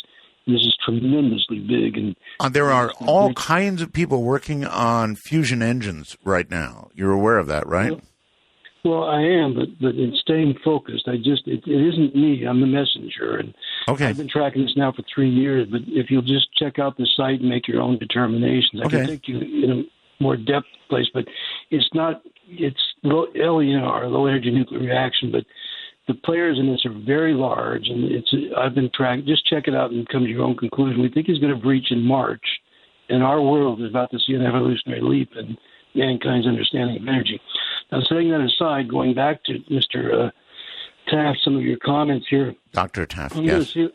Dr. Taff, I'm going to see if I can't wrap my mind around this, and then you can learn me up and put me back on course. And, boy, I'm going to hesitate talking about UFOs, and I'd love to, but I'm going to hesitate. It seems to me that what you're suggesting to me, I think I heard a long time ago, and that is that everything is the consequence of competing thoughts. Everything, your hand, we understand, is the product of a competing thought. That thought is in a state of near energy without mass and has intelligence. The difficulty with that energy is that it has to consume to maintain its energy disposition. And if that's the case, what you're really talking about is a form of energy which seeks to find, and please help me through this, it's your fault I'm in this state of mind. Anyway, it seeks to find a relevant state of harmony, which then defines its state of being, which gives us an understanding as to how vast the wonders of it all is. And if that is the case, then we would be a mere amoeba on the floor of a jungle floor, given all the creatures that are there. We would be nearly insignificant, but which takes you to the next step like a puzzle. Okay, well, we don't have a lot of time here, so if you have a question that evolves from this. The real mystery would be, and I'll shut this down, the real mystery would be that who's holding the order of all of these manifestations that we call poltergeists and UFOs and humans and animals and plants and states of being. And I hope that wasn't too complex. It's a great show again, Art. All right, well, thank you very much. I'm not sure that I got all of that, Doctor. Maybe you did. The best thing I could say was the energies we know of in the universe, and there's only 4 types of energies we know of, are all exothermic. They emit heat. Right. Whatever the force is that is involved with the paranormal, not that mediates it with us, but the actual energy itself appears to be endothermic. Right. And again, there's nothing else we know of like that. There have been discussions of, remember the guy who was some guy who was funding a fusion reactor a couple of decades ago, I forget, Bob Guccione or something like that, and all these things about building a gigawatt class small fusion reactors. Nothing was ever built or tested or developed. There's all this stuff going on. I know that up at Nova Shiva, up at Lawrence Livermore, they were doing experiments. It's inertial confinement of fusion, and they fired, terawatt or petawatt class lasers to compress deuterium and tritium to produce that fusion. And when they're doing this, they're finding energy coming in from sources they don't know where it's coming from, like another dimension. They pretty much stopped doing the work because they ran out of money. So, but there's evidence that there's stuff out there in other levels of reality we're not aware of yet, and we may be seeing, this is the first indication of it in the world we live in every day, is that there's a force of nature that can do incredible things. Some of us can unconsciously mediate it. And if we can do that, what can't we do? All right, well, here's what I would say. Back in the 90s, when I was doing talk radio, and up through the early 2000s, I wasn't hearing people describing engines that they were working on that would get us not just off the planet, Doctor, but to other stars. And I'm hearing now, in this year and this time, all kinds of people working on these engines that will get us off the planet, and I mean really off the planet. And there's so many people working on it, it's like there's got to be something going on, because there are a lot of people working on these engines, various kinds of engines. I don't want to say fusion because propulsion can be produced in many ways. There are many people working. What I discussed on my website about building a warp drive engine has nothing to do with pretty much with fusion. It's using compressed Thank you. mercury Einstein Bose-condensate plasmas that are rotated at high speed, and they induce inertial there you go. torsion fields and frame dragging, and they can manipulate space. Yep, I'm hearing all about that. Robert, you're on the air with my guest. Hi. Hi, how you doing? Fine. I was late coming to the show tonight. I heard what sounded like. Okay, again, you don't have a good connection, Robert.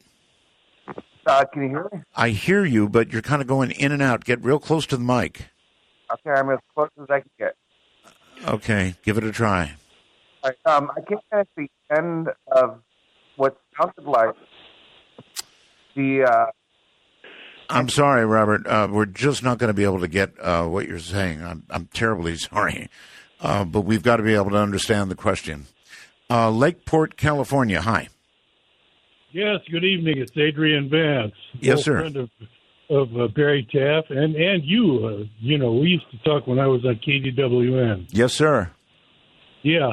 Anyway, there's evidence for this cloud theory that you may have of human intelligence. There was a woman who died recently in India who was a mathematician who did once the 23rd root of a 201-digit number in 50 seconds, and it took UNIVAC 62 seconds. And the only way this would be possible would be if this problem had been solved somewhere and that there's a library of all these things somewhere in space. You know what I mean?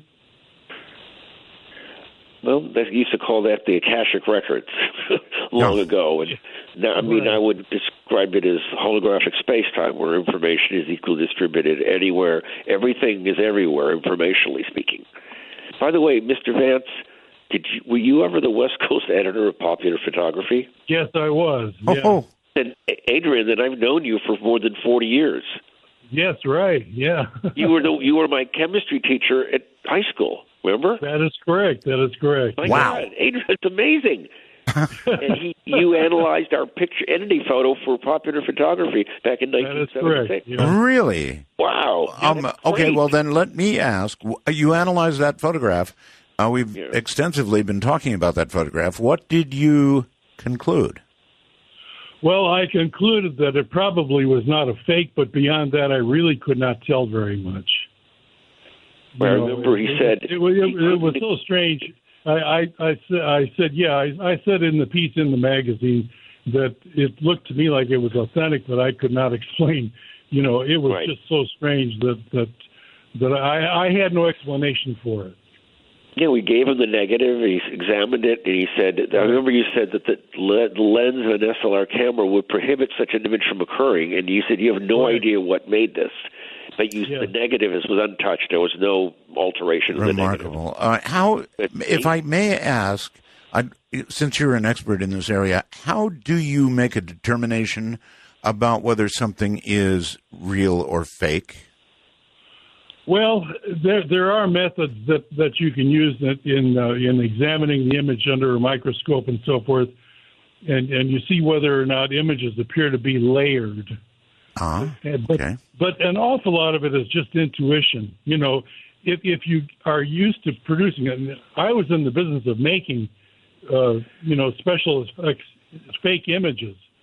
So when you do that, you learn how these things look. Yeah. Well, how they ultimately look on film, and they have a certain characteristic, their edges and so forth that you look for. Well, when you look at a picture where there's a question, and you don't see that kind of overlapping in one thing and another, then you have reason to believe that this is an authentic photograph. Okay, well, you mentioned a negative. So obviously it was on film. It was quite a while ago.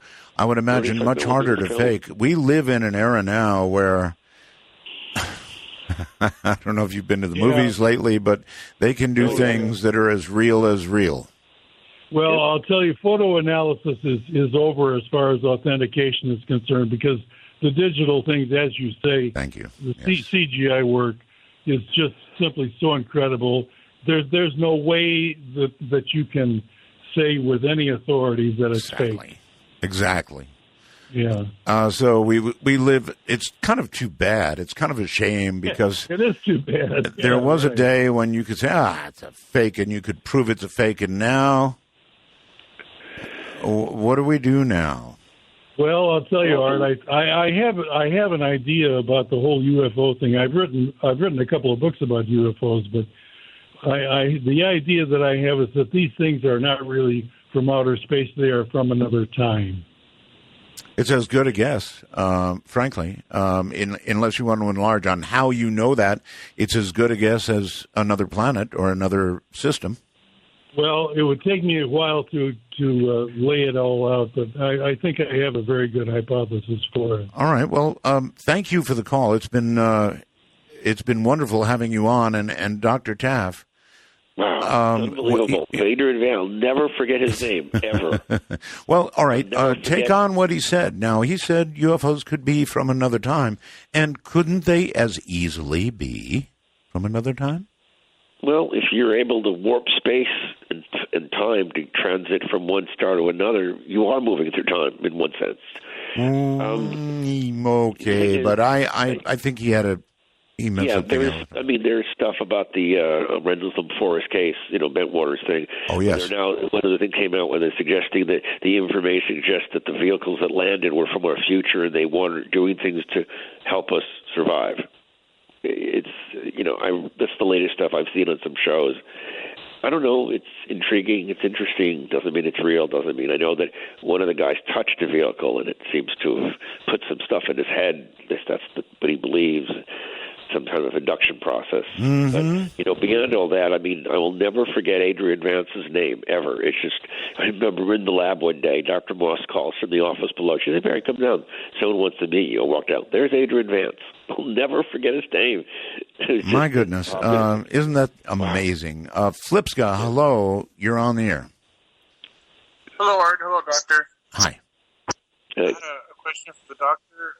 What is the scariest thing you have experienced? Okay, again, we're having trouble with your connection as well, Flipska. What are you on? I'm on a smartphone, Skype. Okay, would take us off speakerphone, please. It's not on speaker. You must be on speakerphone. It's not. I think it's just... Okay, it's a very bad connection, Flipska. Okay, let me try again. All right, well, I don't know. The doctor has experience. No. You're not, we can't discern what you're saying. Okay, no, that's fine. Thank you. All right, well, you got better at the end there. I don't know what people are doing that they can't listen, lesson here. Don't use speakerphones. Never use speakerphones, especially when you call a radio show. And definitely do not use, little earpiece, a Bluetooth earpiece. That's also death on a stick. Let's go to here and say hi. You're on the air. Hello. Going once, going twice, and gone. You, instead, are on the air in Arizona somewhere. Hello? Hello. Yes, sir. I was wanting to speak to the doctor. I had an experience many years ago, and I've never had anybody explain to me what this was. I was dating a girl. We were out. We came back to her house, brought fast food. She went outside, and I'm sitting there on a couch, and literally the bag turns sideways. The hamburger comes out of the bag in front of me and starts to unwrap. And I ask her about it, and she goes, "Oh, that's Bob." I'm like, "Well, who's Bob?" "Well, he's a spirit that's been following me forever."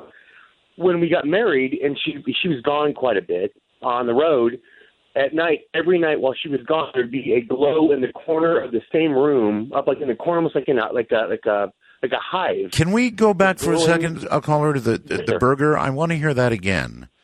We had gone out. She was a singer, and we watched her sing that night, and we decided to get some food on the way home. Yes. And we walked in the house, and she's like, "Hey, I'm going to go change." Yes. So she went in the other room. I set the bag of burgers down like on a coffee table, and kind of laid back and started to watch TV. And all of a sudden, the bag just kind of went sideways. Yes. And literally, one of the burgers came like I reached my hand in the bag, kind of thing, and pulled the burger out. Well, I was nowhere near the bag, and I'm watching the come out of the bag, and then the wrapping off the burger starts to come off. Oh man, that's not just fast food. That's self-dewrapping food. Yeah, seriously, I was completely shocked. And then the bag was like shaking, like from the inside, like somebody's got their hand inside the bag. And I yelled at her, and she walked in and she's like, "What?" And I'm like, the burger. It just came out of the bag, and she's like, "Oh, that's Bob." Bob. I'm like, "Who the hell's Bob?" Yeah, who the hell's Bob? Well, he's been following me since I was a little girl. But every time she was gone, this glowing ball of energy would sit in the, and I tried to debunk it. I checked to make sure it wasn't, lights from a different house. Yeah. I blacked out the windows. I blacked out the doors, and the ball would still be there. Every time I would take out a camera to try to take a picture of it, it would go through the wall into the next room. So I'd go into the next room, try to take a picture, and come back into the other room. It did not want to be photographed. When we got into arguments, I would feel like we had a huge fight one time. She walked outside. I started to walk out into the living room, and I got thrown. So I don't know what it is, but nobody's ever been able to give me a logical explanation as to how a hamburger gets pulled out of a bag, unwrapped right in front of me, and there's nobody within 5 feet of the damn thing. Doctor? Well, first of all, how long did it take for the hamburger to come out and unwrap itself? Was it like it would have been no different. It would have been, seriously, in all seriousness, it would have been no different if you had reached into a bag, grabbed a hamburger, and unwrapped it. It was that quick. So 20 seconds, 15, 20 seconds, 30 seconds. I'm thinking, how can this, there's no way, I'm the one that carried the bag in. Yeah, he's asking you how long, 15 seconds, 20, 30? Oh, maybe 20 seconds? Maybe. I mean, it was just like somebody was hungry and they wanted to get to the food. And let me ask you, and I know, did either you or your wife have any type of medical problems in terms of sleep disorders or epilepsy or? No, nothing like that. Nothing in your backgrounds, neither background? No. And nothing in either one of ours. Mm-hmm. Interesting.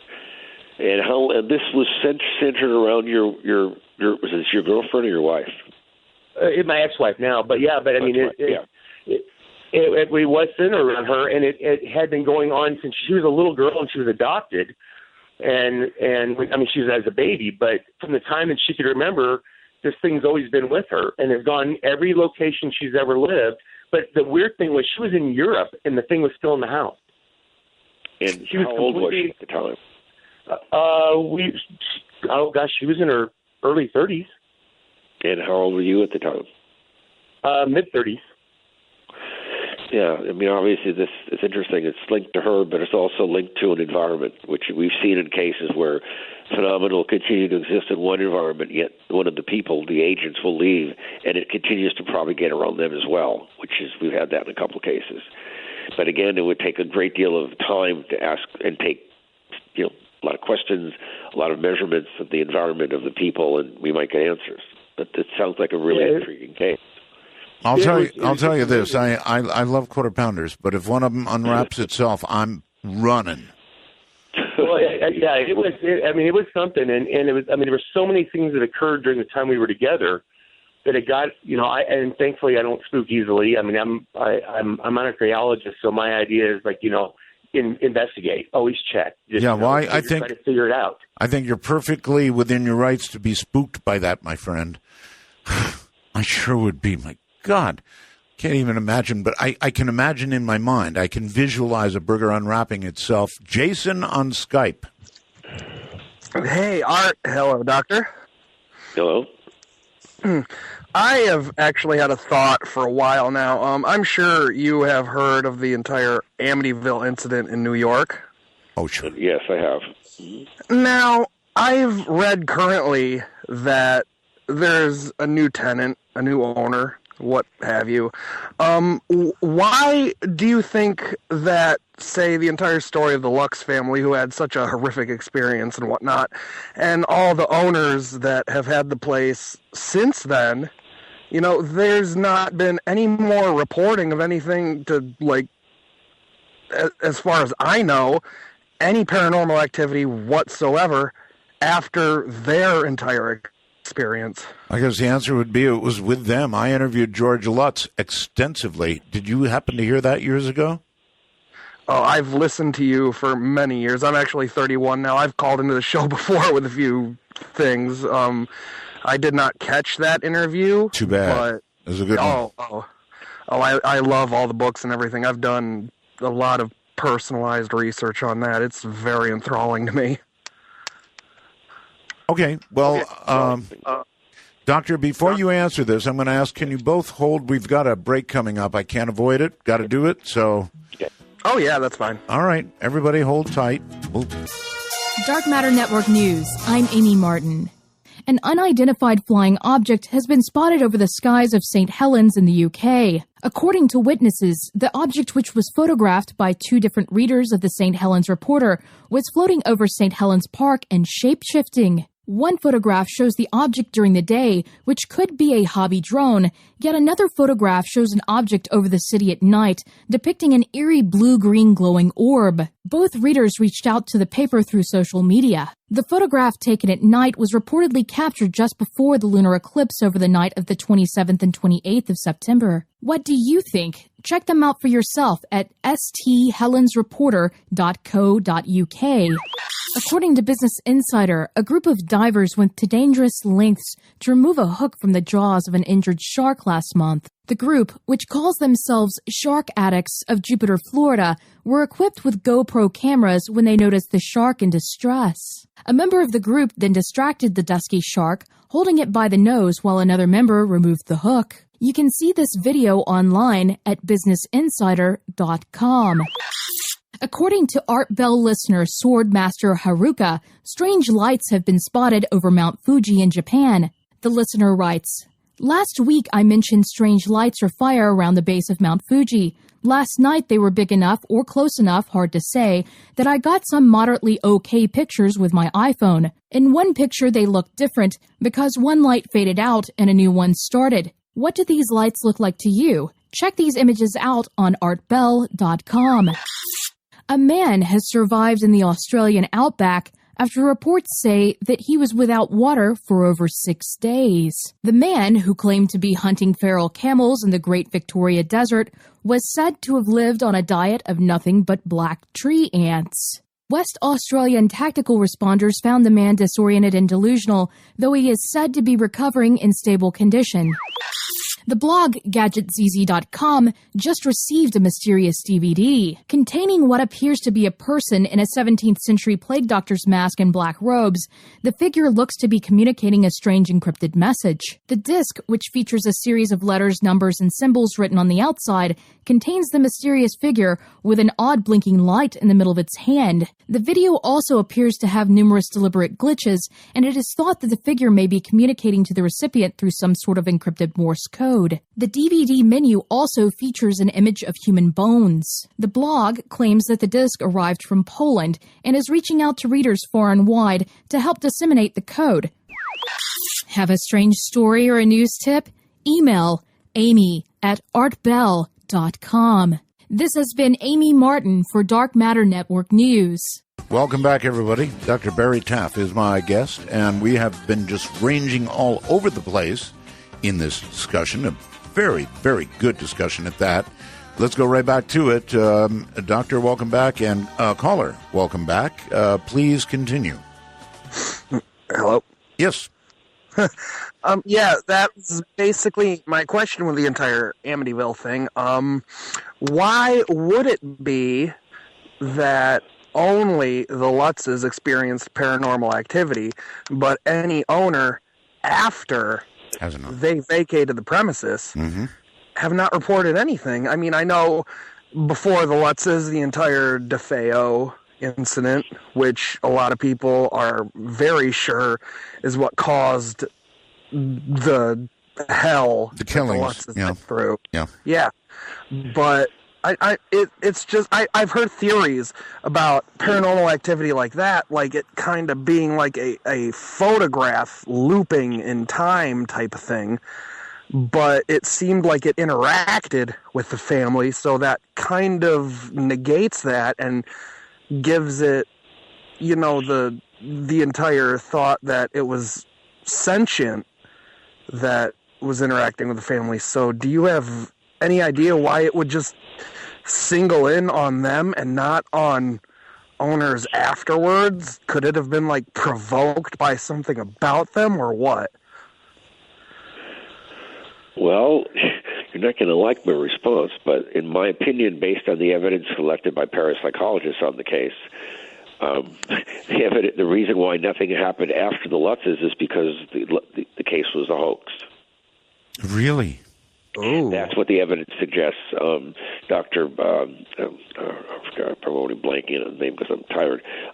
Now, wait a minute, Doctor. Why wouldn't it be every bit as easy to say that the reason it left with the Lutzes is because it was attached to them instead of the place? I mean, you may have evidence I don't have. If you do, go ahead. Right. A colleague of mine, and I'm blanking out on his name right now because I'm tired. There was some retroactive investigation done, and they couldn't really substantiate most of the claims made by the Lutzes. I was on a talk show with the Lutzes right after the book came out. I was at CBS television here in Los Angeles, and I read the book. I said I wasn't impressed with the book. I thought it wasn't well written. It was very sensationalized, and the types of phenomena described were very inconsistent with what I'd read about over the years and heard about. This is 43 years ago, I think it was. I wasn't impressed at all. And then, why am I blanking out? It passed away several years ago. All right. Anyway, the bottom line, you don't have to remember, is you think that it was a hoax. Caller, I really appreciate the question. No problem. Thank you. I'm not sure that I agree on the hoax part of it, but you may know more than I do. Couldn't it easily be explained that it was whatever this entity was, or whatever it was attached to the Lutzes? Well, of course. I mean, obviously, like I said, most of these phenomena are linked to the people, and occasionally to the environment and the people. And then occasionally the environment, and depending on who's in it, it'll react or won't react. But again, based on the evidence that was collected by parapsychologists who I knew and had worked with, they couldn't validate or verify one of the facts described in the book, which leaves one with the suspicion that the whole thing was hoaxed. And there was always belief that when before Jay Anson died, the author of the book, he admitted that he and the Lutzes made it up. They were drinking and they were smoking a lot of weed, and they just made the whole thing up. And I can't prove or disprove that. That's some of the stories that have been scuttlebutt that's going around for a long time. Okay. All right. First time caller line in Boise. You're on the air. Hello? Hello.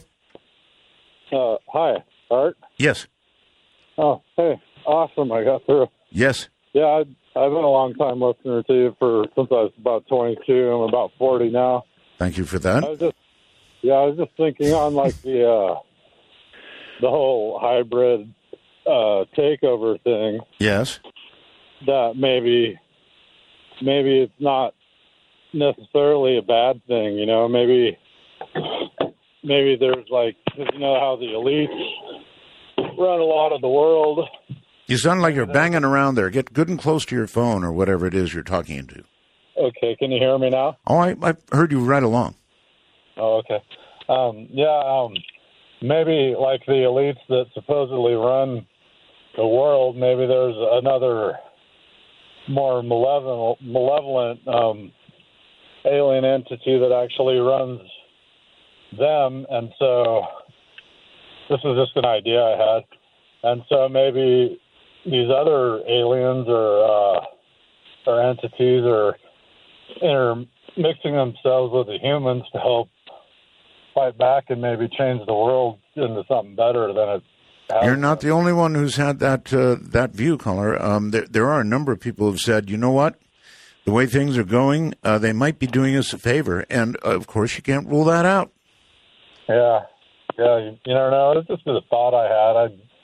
I've never called before, so I just thought I'd give it a try and throw my idea. Glad you did, and please call again, okay? All right, thank you. It was awesome to talk to you, sir. Take care. It's an idea that has to be considered, Doctor, if they are interacting with us, if they are changing us. It has to be considered that it may not be a bad thing, although most of us would, I think, revolt at the concept of not being in control of ourselves. Maybe one day we'll all be singing Kumbaya and holding hands. Who knows? Yeah. A lot of calls here. El Paso, Texas. Let's try that. You're on the air. Hello, Art. Hello, Doctor. Hello. Hi. I'm glad I got through. I was on Skype that you couldn't hear me. And my question is... Is your name Robert? No, sir. My name is Felipe. Felipe. Okay, Felipe. Yes. You better use the phone because that was one terrible Skype connection, brother. Yes, I know. I apologize. It's quite all right. The question for the doctor, what is the scariest thing you have witnessed with your own eyes? Uh-huh. Two things come to mind. One was in 1992 in a case in the, I think it was the Hyde Park district. I remember it was the case of a nice Hispanic family, and we're standing in large. Doctor? Yeah. We lost you for a second there. You lost me? For a second. Yeah, you're back now. Oh, anyway, what happened is half the room began to violently shake while the other half of the room was not moving. Not that we don't understand how that can happen. It can't happen because everything's connected with boards and bolts on the floors and the ceilings. So how can half a room shake? It can't. Right. Nor can hamburgers unwrap themselves. Right. One stranger, 1978, Television City, Fairfax and Beverly. My colleague and I are being interviewed to go on some talk show, and my colleague makes a joke that I don't show up in photographs, and I've had problems with cameras since I was very young. And I said to him, "You made me look like an idiot in front of these people." They take a picture of both of us with an SX70 Polaroid. It develops.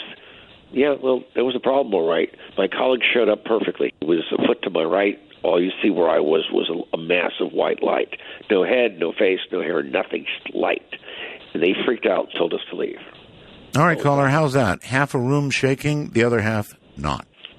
Sounds pretty scary. Yeah, I would say so, too. If I was there, I'd be scared out of my wits. Going to Denver, Colorado on the first-time caller line. You're on the air. Hey, you guys, how's it going? It's going well, sir. Hey, I wanted to ask the doctor if he believes in past lives. Oh, good question. Doctor? You know, I think we sort of lost him. I don't know where he went. He's still there. He's still connected, but it's like he's gone. So I don't know what to say. Caller, since I've got you, do you believe in past lives? I think I do. You think you do? Yeah, because of something that, happened to me when I was younger, but... Go ahead, tell me. Well, when I was about 27, all of a sudden I got this madness about this girl I knew when I was in the 5th grade, and it was so terrible. What do you mean by madness? You mean like wanting to see her again, or what? Right. Or I thought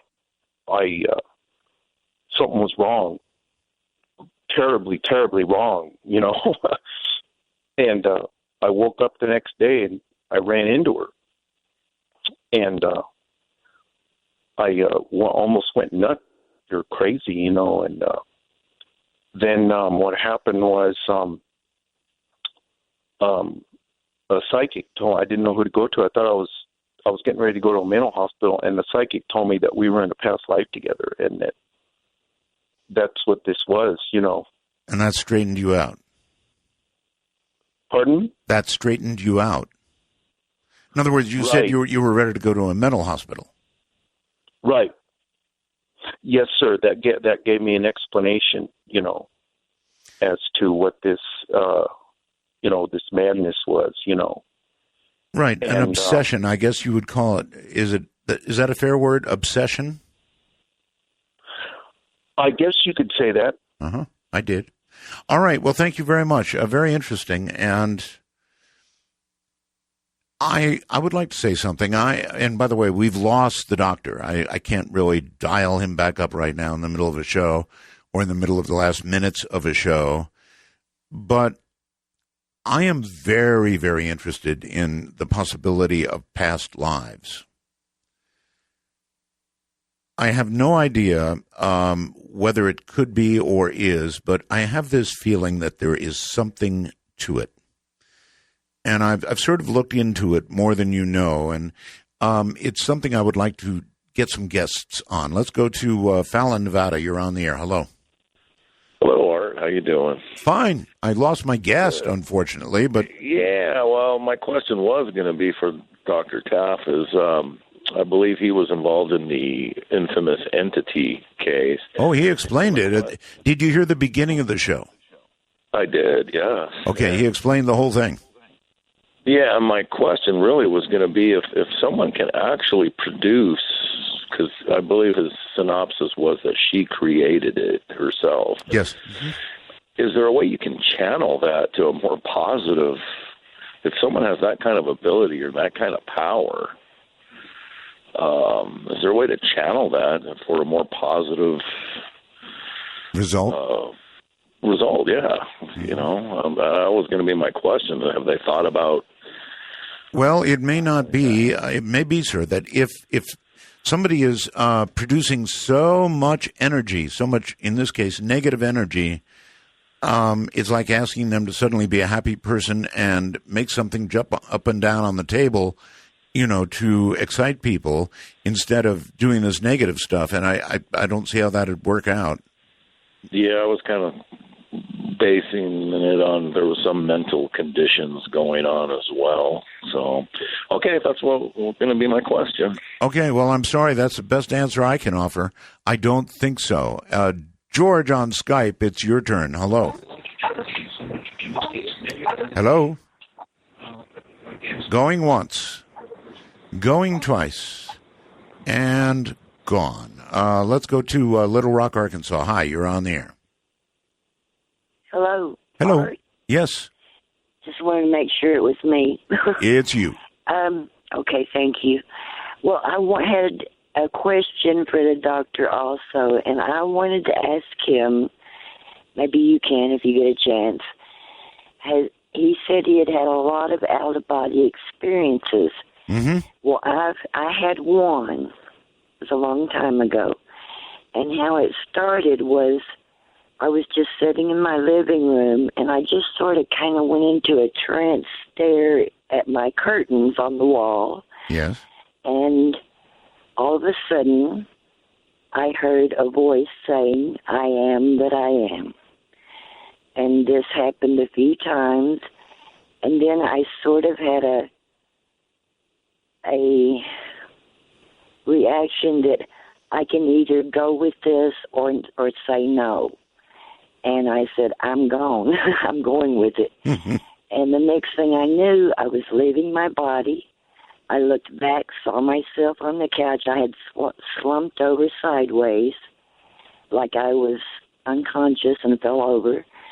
And there was like, I want to say it was the Holy Spirit or an angel, something like that, had a hold. Well, that's probably based on your religious background, I would guess, right?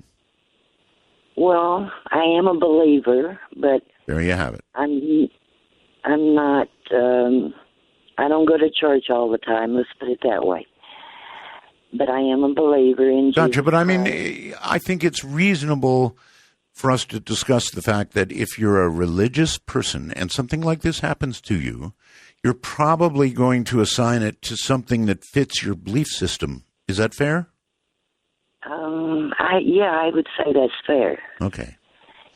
And the next thing I knew, I was going through the air with this being, and I was on, like, I figured out, at the time I wasn't sure what was happening, but I was on a mountain, which I now think was like where Moses received the Ten Commandments and he saw the finger of God writing them on the wall, on the stone. Yes. And I saw that, and there was 2 commandments. One was, thou shalt have no other gods before me, and the other was, honor thy father and thy mother. So you didn't get to stick around for all 10? No, I only got 2. Okay.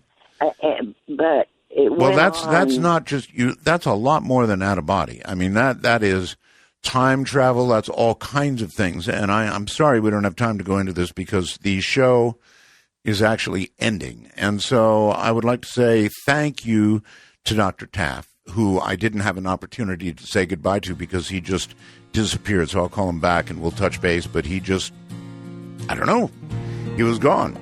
All the phone lines are full, plenty of people to talk to him, but the doctor just vanished. I don't have a frequent chance to do this. I want to thank my team. And all of, this show doesn't just happen. It is a team effort. So Telos, Joe Talbot, my buddy here. Thank you, Joe, for the wonderful audio. Keith Rowland, my webmaster. Heather Wade, my producer. Stream Guys, LV.net. Sales, Pete Eberhardt. TuneIn Radio distributes us to many, many, many, many. And, of course, Amy Martin. She's our new news lady, and boy, what a job she does. My goodness. So that's it, folks. Have a great night. We'll do it again tomorrow. I'll call the doctor and say, sorry, we got discombobulated there. Through all the time zones, good night.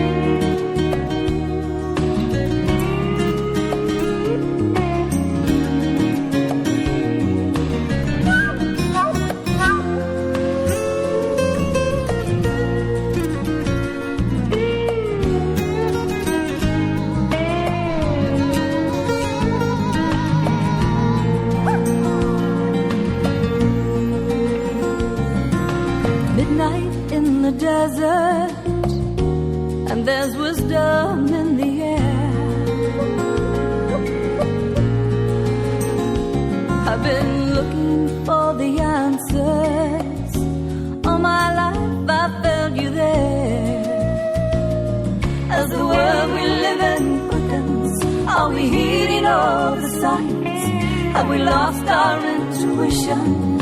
Are we running out of time? Midnight in the desert.